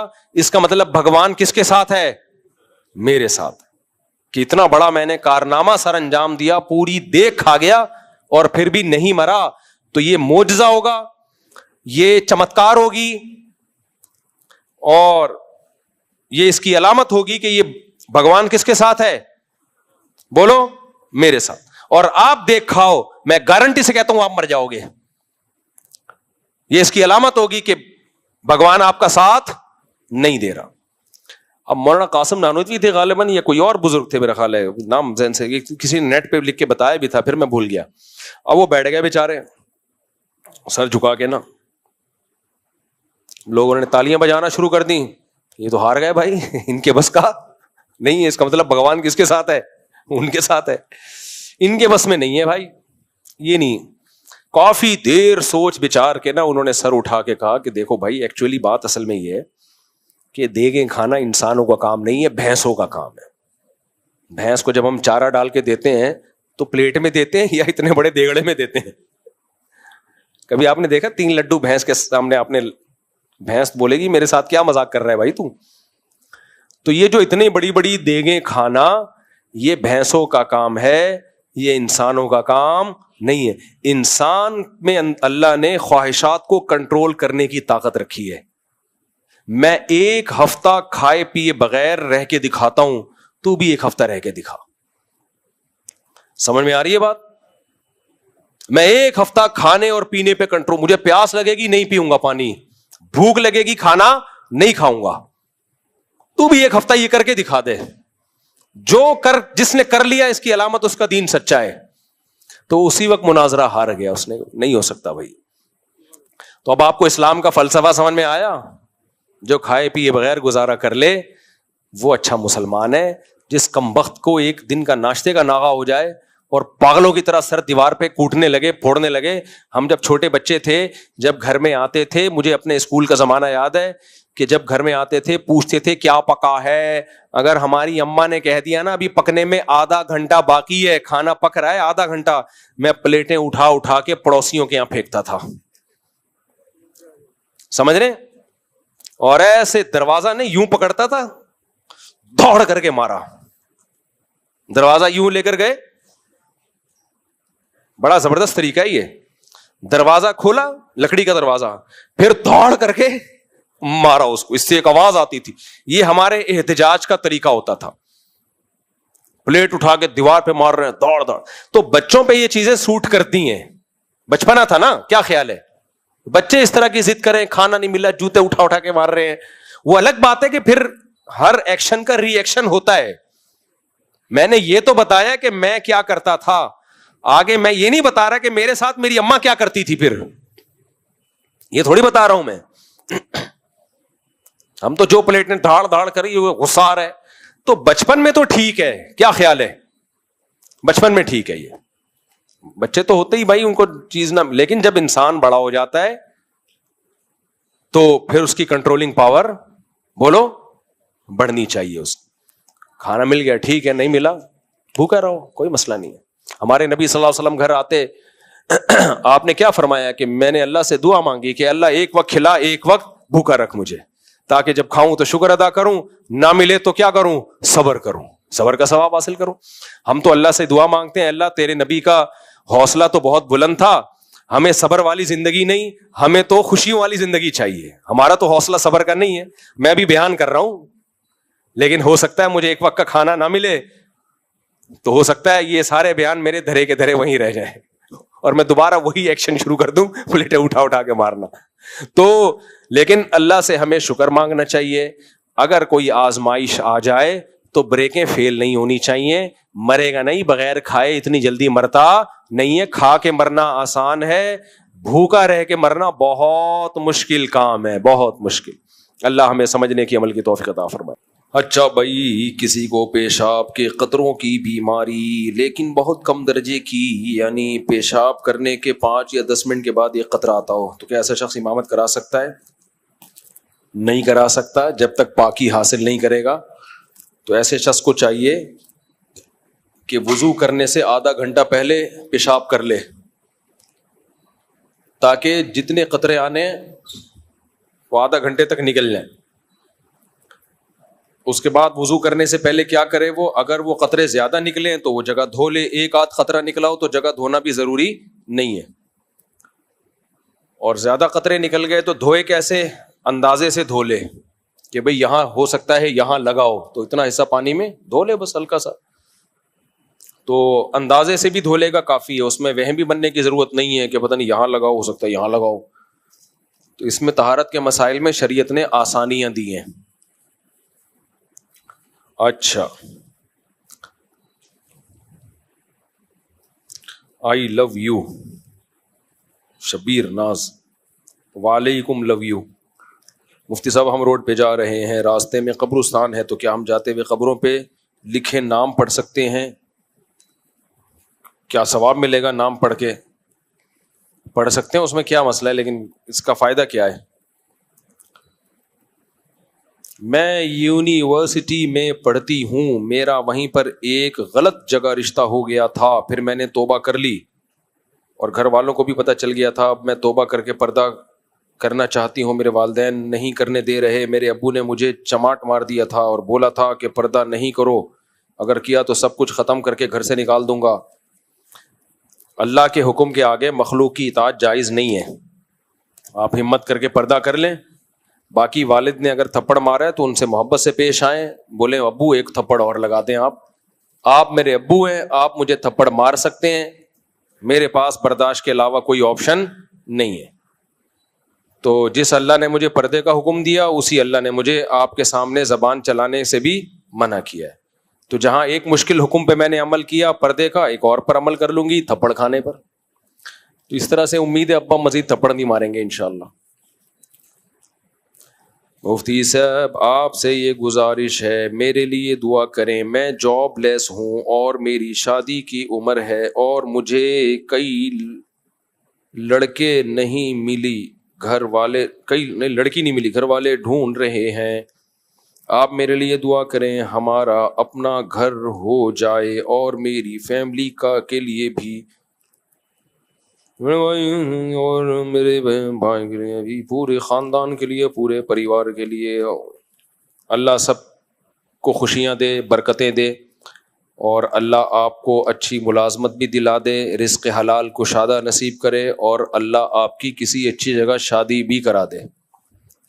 آج سوال بہت کم آئے ہوئے ہیں, بس یہاں سے کسی نے پوچھنا ہے تو مائک ہاتھ میں لے کے پوچھ لیں.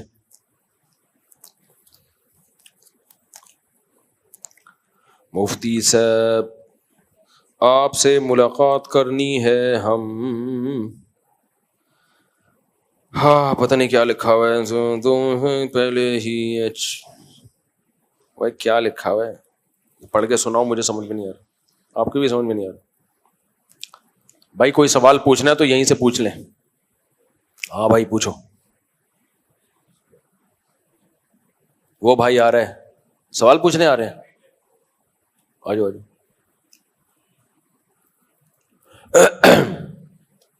آپ کہاں سے آئے ہیں؟ قیوم آباد. کیا کرتے ہیں؟ اچھا, آپ ساتھ آئے. تبلیغی اجتماع اور ہمارا اسلام, یہ کیا ہے؟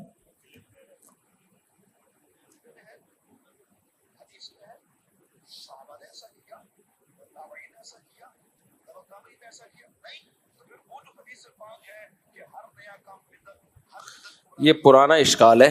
یہ لے, یہ تبلیغ والوں پہ اعتراض کرتے ہیں کہ تبلیغ میں جو اجتماع ہوتے ہیں کیا صحابہ نے کیے, کیا قرآن میں ہے, کیا حدیث میں ہے. تو اگر یہ تبلیغی اجتماع بدعت نہیں ہے تو پھر ہمارے بھی جتنے ہم کام کر رہے ہیں وہ بھی بدعت نہیں ہے. السلام علیکم. دیکھو سوری میں یہ بات پہلے مکمل کر لوں. تبلیغ میں جو اجتماع ہوتا ہے وہ مقصد نہیں ہے.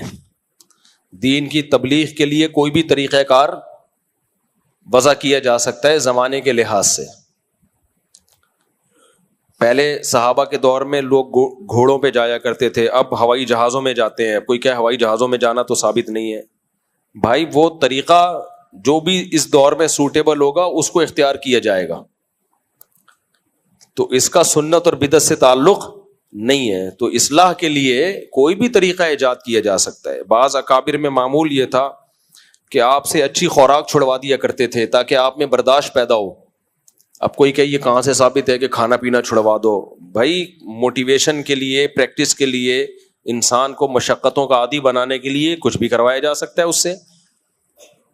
جبکہ جو بدعتی لوگ جو بدعتیں کر رہے ہوتے ہیں ان کا وہ طریقہ نہیں ہوتا کہ کسی اور چیز تک پہنچنے کا ذریعہ, بلکہ وہ ذریعے ہی کو انہوں نے وضع کیا ہوتا ہے دین میں. اس ذریعے ہی کو وضع کیا ہوا ہوتا ہے انہوں نے دین میں, جس کا نبی صلی اللہ علیہ وسلم سے ہمیں کوئی ثبوت نہیں ملتا. تو کبھی بھی باطل آدمی جب کوئی اعتراض کرے نا تو آپ اس کے اعتراض کا جواب دینے کے بجائے اس پہ الٹا اعتراض کر لیا کرو. آپ کہا کرو کہ اچھا تم جو کچھ کر رہے ہو اگر یہ بدعت نہیں ہے تو پھر بدعت ہے کیا, آپ خود بتا دو ہمیں. پھر بدعت کسے کہتے ہیں؟ کوئی تو کوئی قسم ہوگی نا بدعت کی. حدیث میں جو آتا ہے ہر بدعت گمراہی ہے, تو وہ آپ خود بتا دو وہ کیا ہے, وہ کون سی والی بدعت مراد ہے اس سے. وہ کہے گا زنا کرنا, شراب پینا, تو کہ یہ تو ویسے ہی گناہ ہے نا, یہ بدعت تھوڑی ہے, یہ تو ویسے ہی گناہ ہے. تو آپ خود بتا دو دین میں کیا ایجاد کریں گے تو ہم اسے کہیں گے کہ یہ کیا ہے, یہ بدعت ایجاد ہے. مفتی صاحب آپ سے ایک سوال ہے جس کی وجہ سے دوستوں میں اکثر جھگڑا ہوتے ہوں گے. شیطان کو اللہ نے آگ سے کیوں بنایا جبکہ وہ فرشتوں کا سردار رہا ہے؟ یہ تو کہیں بھی نہیں ہے کہ شیطان فرشتوں کا سردار تھا. یہ اعتراض تو جب بنتا ہے جب یہ اعتراض تو درست ہونا, یعنی یہ بات مان لی جائے. تو کہیں بھی نہیں ہے کہ شیطان فرشتوں کا سردار تھا. شیطان جنات کا سردار تھا, فرشتوں کا سردار نہیں تھا. باقی یہ کہ اللہ نے اسے آگ سے کیوں بنایا, یہ ایسا ہی ہے جیسے کوئی ہم پہ اللہ نے ہمیں مٹی سے کیوں بنایا. کمپنی والوں نے شیمپو کی بوتل پلاسٹک سے کیوں بنائی, کیا خیال ہے بھائی؟ آپ نے یہ پرس چمڑے سے کیوں بنایا, آپ نے اپنا گھر سیمنٹ بجری سے کیوں بنایا. اگر یہ آپ سیمنٹ بجری سے بناتے ہو, امریکہ والے لکڑی سے کیوں بناتے ہیں؟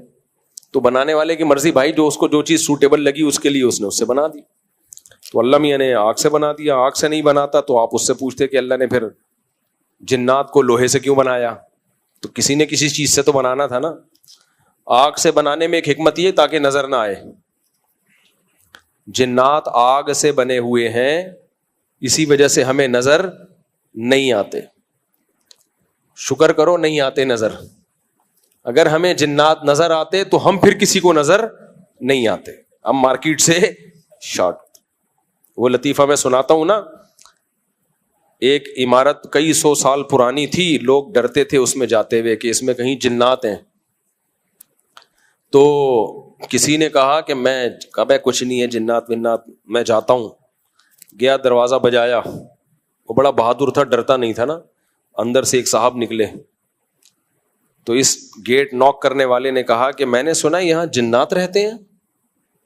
تو وہ بندہ کہتا ہے میں تو 500 سال سے ہوں, اب تک تو مجھے کوئی جن یہاں نظر نہیں آیا. یہ بے ہوش ہو کے گر گیا. 500 سال سے لے رہا ہے تو کوئی انسان کا بچہ تو نہیں ہوگا نا. اچھا, یہاں بھی عامل لوگ ایک لمبی پھینکتے ہیں, کیونکہ مشہور یہ ہے کہ جنات کی عمریں بہت لمبی ہوتی ہیں. تو عامل لوگ یہ اکثر و بیشتر کہ فلاں صحابی جن سے ہماری ملاقات ہوئی ہے, یہ دجال ہیں ایک نمبر کے, کذاب. کہتے ہیں ہماری ملاقات ہوئی ہے صحابی جن سے, تو جھوٹ بول رہے ہوتے ہیں. اور پھر دلیل یہ دیتے ہیں کہ دیکھو ہم نے, اس صحابی نے ہمیں یہ بتایا تو ہماری یہ خبر سچی نکلی. تو صحابی تو غیب کا علم نہیں بتاتے کبھی کسی کو. تو یہ پھیکو ہوتے ہیں, بہت بڑے پھیکو ہوتے ہیں, ان سے ڈرو مت, ان کو ڈراؤ, سمجھ رہے ہو, ان کو ڈرایا کرو, ان کو بولا کرو. اب کیسے ڈراؤ یہ میں مائک میں نہیں بتا سکتا, ان کو ڈرایا کرو, بولے دیا گالیاں دیا کرو ان کو موٹی موٹی. اس گالیوں سے یہ ہوتا ہے آپ کے دل سے ان کا تقدس نکلے گا. جب تک یہ تقدس نہیں نکلے گا نا, جن چڑیل بھوت سے تم نکلو گے نہیں باہر. وہ بیان کے دوران وہ واقعہ تو ادھورا ہی رہ گیا تھا نا.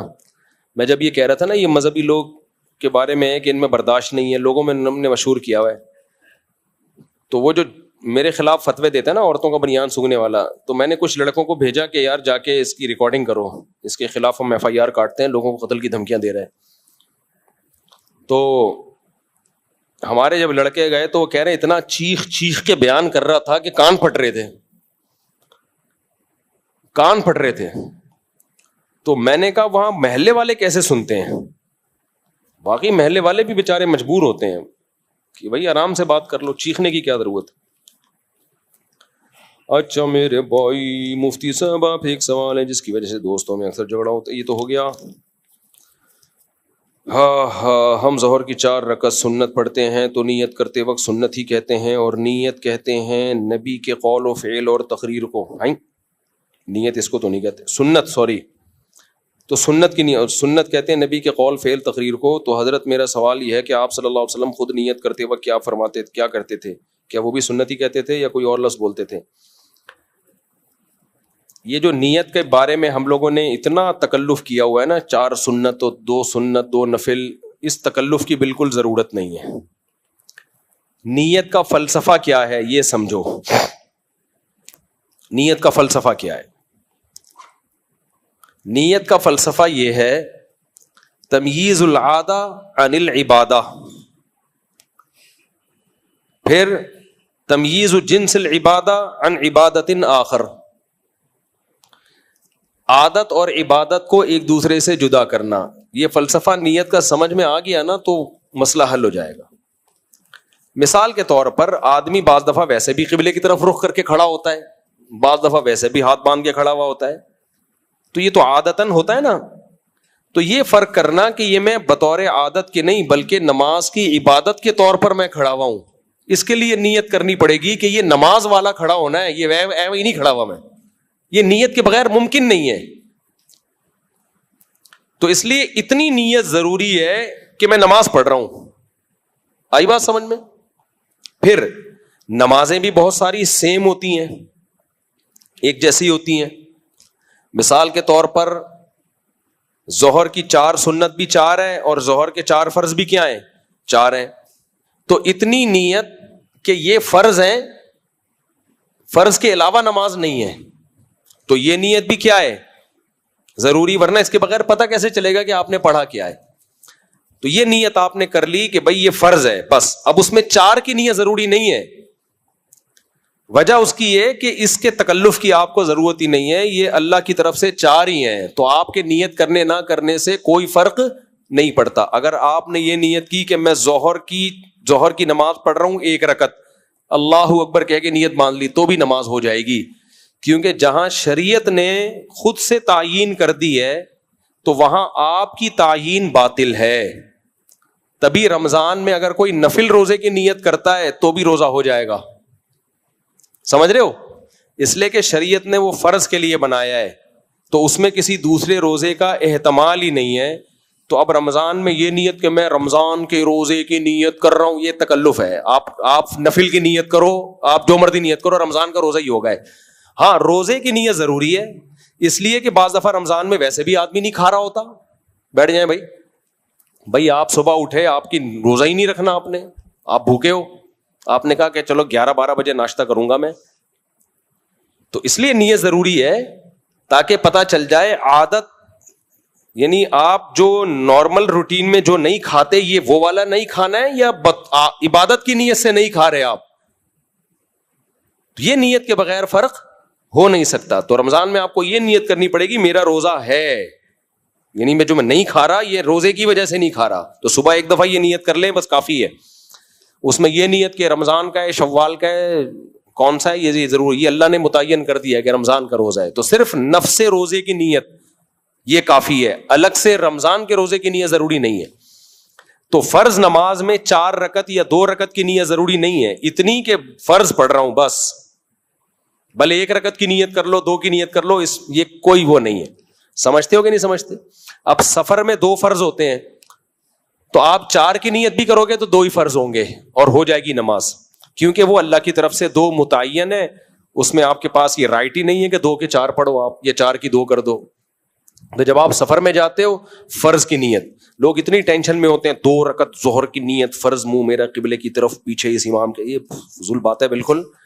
آپ نے سفر میں جانا ہے، ظہر کی نماز پڑھ رہا ہوں، عصر کی پڑھ رہا ہوں، مغرب کی پڑھ رہا ہوں، عشاء کی پڑھ رہا ہوں، یہ فرق کرو بس.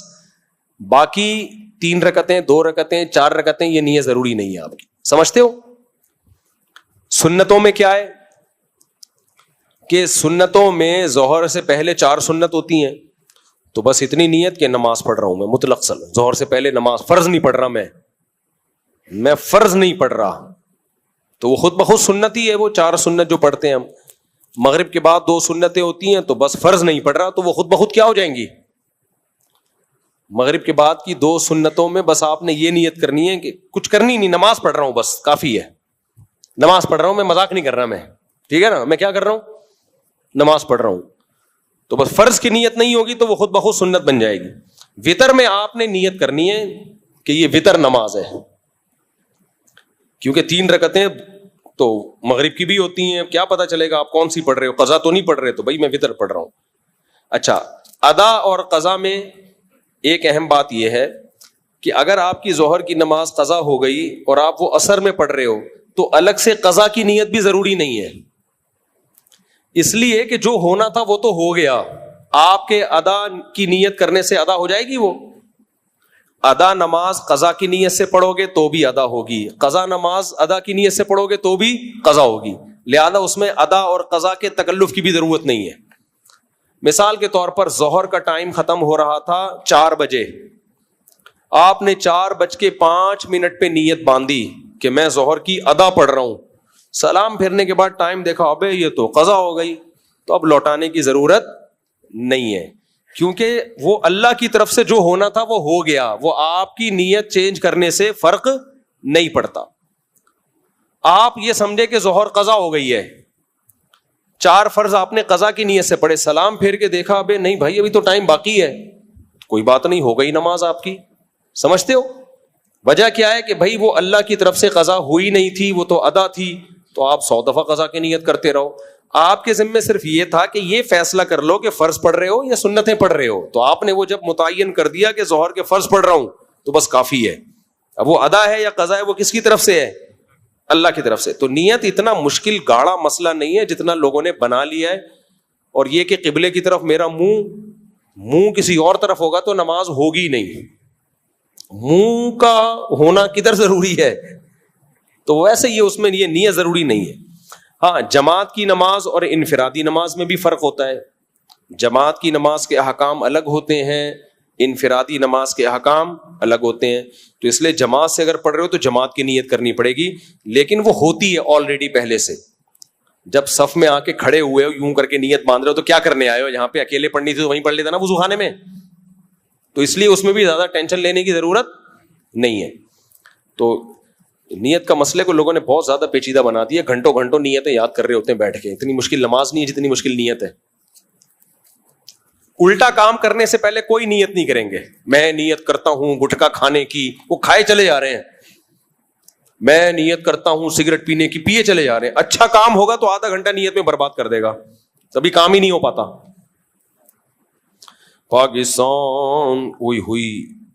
پاکستان کی ایک عظیم دینی درسگاہ جامعہ حقانیہ کوڑا خٹک میں خودکش دھماکہ ہوا ہے جس میں کئی نمازی شہید اور زخمی ہوئے. مولانا سمیع الحق صاحب کے صاحبزادے مولانا حامد الحق صاحب بھی جام شہادت نوش فرما گئے. دل سے دعا ہے اللہ تعالیٰ ان کی مغفرت کرے، ان کے درجات بلند کرے، اور جو طلبہ بھی شہید ہوئے اللہ ان کے بھی درجات بلند کرے. ان کے لواحقین کو اللہ صبر جمیل کی توفیق دے. جو زخمی ہوئے اللہ ان کو جلد سے جلد صحت عطا فرمائے. اور جو لوگ بھی اس قسم کی کارروائیوں میں ملوث ہیں اللہ ان کو ہدایت دے، ہدایت کے قابل نہیں ہے اللہ ان کو تباہ و برباد کرے. یہ جتنے دہشت گرد ہیں سارے غیر مسلم ممالک ان کی دہشت گردی سے محفوظ ہیں. یہ ساری ایکٹیویٹیز مسلمان کنٹریز میں ہی کرتے ہیں یہ لوگ جہاں مسلمان رہتے ہیں. تو اللہ ان دہشت گردوں سے ہمارے ملک کو جلد سے جلد نجات عطا فرمائے. کب ہے؟ جلدی آ جاؤ یار. دلہن کا نام شگفتہ ولدیت غلام قادر شاہانی. دلہن کے وکیل کیا نام ہے بھائی؟ عبد القدیر. کہاں ہیں؟ آپ نے اجازت دی کہ میں 50,000 روپے مہر میں محمد حارث ولد طارق حسن ان سے نکاح کروں شگفتہ بنت غلام قادر شاہانی کا. ٹھیک ہے، اجازت ہے. کہاں ہے دولہا؟ جلدی جلدی. الحمدللہ نحمدہ ونصلی علی رسولہ الکریم اما بعد فاعوذ باللہ من الشیطان الرجیم بسم اللہ الرحمن الرحیم یا ایھا الناس اتقوا ربکم الذی خلقکم من نفس واحدہ وخلق منها زوجها وبث منهما رجالا كثيرا ونساء واتقوا الله الذي تساءلون به والارحام ان الله كان عليكم رقيبا وقال تعالى يا ايها الذين امنوا اتقوا الله وقولوا قولا سديدا يصلح لكم اعمالكم ويغفر لكم ذنوبكم ومن يطع الله ورسوله فقد فاز فوزا عظيما وقال النبي صلى الله عليه وسلم النكاح من سنتي وقال فمن رغب عن سنتي فليس مني وقال النبي صلى الله عليه وسلم تزوجوا الودود الولود فإني مباهي بكم الأمم وقال النبي صلى الله عليه وسلم تزوجوا ولا تكونوا كرهبان النصارى. جناب محمد حارث ولد طارق حسن، میں نے آپ کا نکاح 50,000 روپے مہر میں شگفتہ بنت غلام قادر شاہانی سے کیا. آپ نے اس نکاح کو قبول کیا؟ جزاک اللہ. دعا کریں اللہ تعالیٰ برکت دے، دولہا کو اللہ صحت بھی دے اور اللہ تعالیٰ کامیاب زندگی عطا فرمائے. صحت ہے ماشاءاللہ، مذاق کر رہا ہوں. ایئر فورس میں اور پھر تو بھائی پائلٹ ہیں. پائلٹ بننا آسان ہے، شادی کرے گا پتہ چلے گا تیرے کو تو کتنا بڑا پائلٹ تھا. وہ چوہے والا لطیفہ سنا ہے نا؟ شیر کی شادی میں چوہا آیا تھا، ناچ رہا تھا. شیر کو غصہ آیا تو کیا کر رہا ہے؟ اس نے کہا پہلے میں بھی شیر ہی تھا، جب شادی ہوئی ہے تو پھر زیادہ باتیں مت کر، پہلے میں بھی کیا تھا؟ شیر تھا. خیر مذاق کر رہا ہوں یار. الحمدللہ رب العالمین والعاقبۃ للمتقین والصلاۃ والسلام علی رسول الکریم وعلی آلہ وصحبہ اجمعین. اے اللہ اس نکاح کو اپنے دربار میں قبول فرما. اس نکاح کی برکتیں میاں بیوی کو تا دم حیات کامل طور پہ نصیب فرما. آپس کے اختلاف و انتشار سے، لڑائی جھگڑوں سے، ہر قسم کے شر فساد سے اللہ ان دونوں کی ہمیشہ کے لیے حفاظت فرما. اے اللہ اس نکاح کو دونوں کے خاندانوں میں جوڑ کا، محبتوں کا ذریعہ بنا. ہر طرح کی برکتیں نصیب فرما، ہر طرح کی بے برکتیوں سے اللہ ان کی حفاظت فرما. ربنا آتنا فی الدنیا حسنۃ وفی الآخرۃ حسنۃ وقنا عذاب النار. صلی اللہ تعالی علی خیر خلقہ محمد وعلی آلہ وصحبہ اجمعین. اللہ تعالیٰ بہت مبارک کرے. کوئی آخری سوال رہ گیا ہو تو بس کہنے، پھر چلتے ہیں چھٹی. بیٹھ کے پوچھ لیں. جی السلام علیکم مفتی صاحب. یہ جو ہم ڈفرینٹ قسم کی جو برانڈس کی پرفیوم یوز کر رہے ہوتے ہیں، کیا برانڈس کے پرفیوم یوز کر رہے ہوتے ہیں، تو یہ ہمیں اس پہ لکھا ہوا بھی ہوتا ہے کہ الکوہولک ہے یا نہیں ہے، تو کیا اس میں نماز پھر ہماری ہو جاتی ہے؟ ہاں، الکوہولک پرفیوم کا استعمال جائز ہے، اس میں نماز ہو جاتی ہے. الکوہل پاک چیز نہیں ہے. ہاں ہو جائے.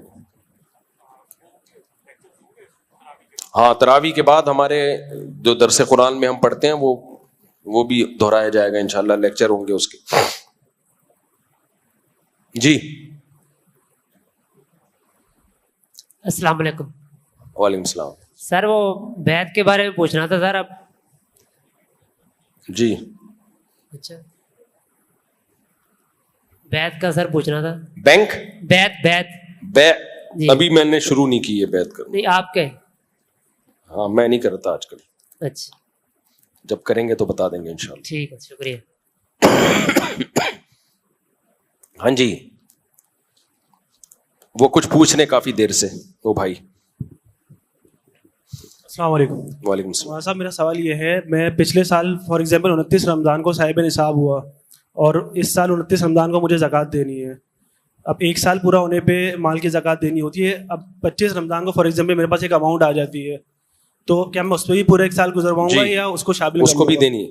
29 رمضان کو آپ زکوٰۃ نکالتے ہیں، اگر 28 کو بھی اماؤنٹ آ گئی نا اور 29 تک رہی تو اس پوری اماؤنٹ پہ دینی پڑے گی.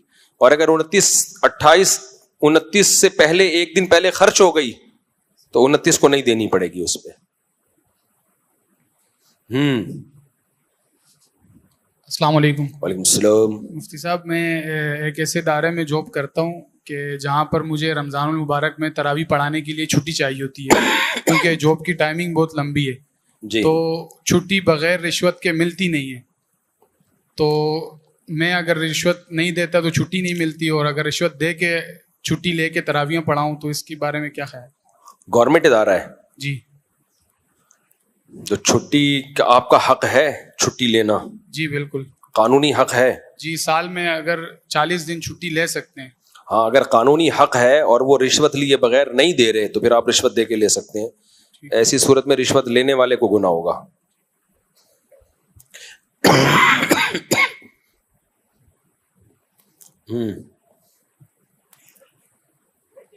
جی جی جی جی جی چلے پوچھ لیتے ہیں. چلیں. السلام علیکم. وعلیکم السلام.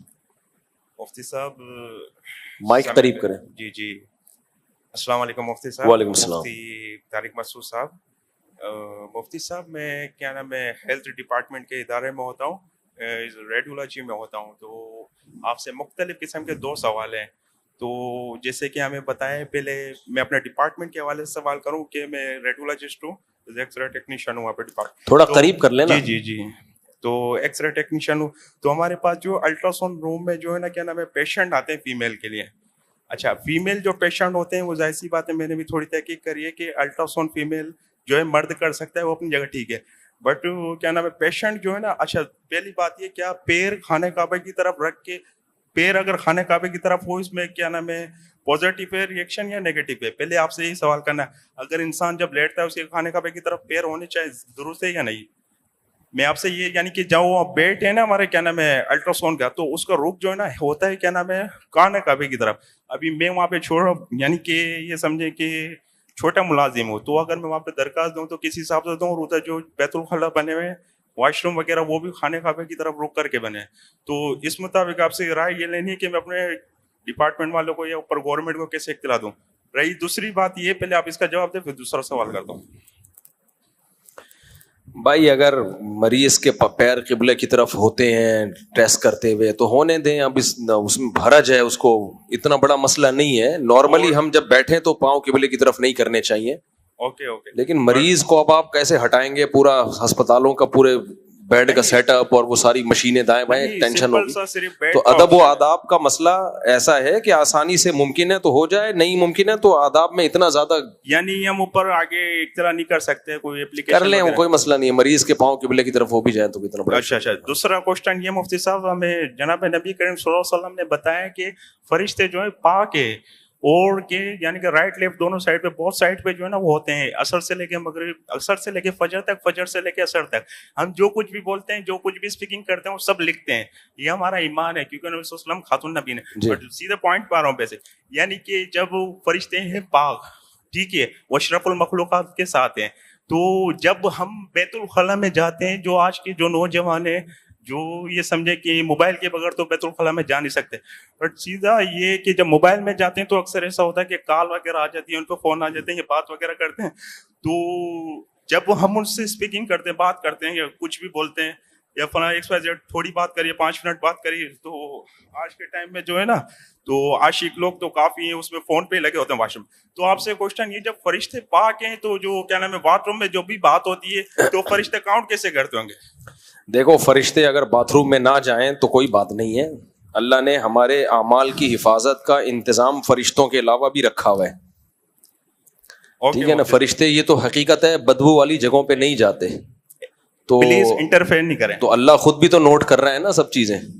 اچھا مفتی صاحب, دوسری بات یہ کہ میں ابھی حیدرآباد سے آیا ہوں. حیدرآباد میں جامشور والے سائڈ سے ماشاء اللہ سے کافی کچھ پرابلم تھی. یہ سیدھی بات ہے, زندگی سے ایک ہی شکایت ہے, آپ ملو, کافی دیر سے ملو, لیکن اللہ بہتر کرے گا, ہدایت کرا. تو دوسری بات یہ آپ سے ملاقات کرنا چاہتا ہوں کہ کیا والا. چلیں پھر بتاؤں گا آپ کو, ٹھیک ہے, جزاک. مفتی صاحب میں فرائیڈے والے دن, اچھا ابھی تو مائک کسی اور کو پکڑائے نا, آپ میرے کو وعدہ کریں کہ آپ نیکسٹ ٹائم ملاقات.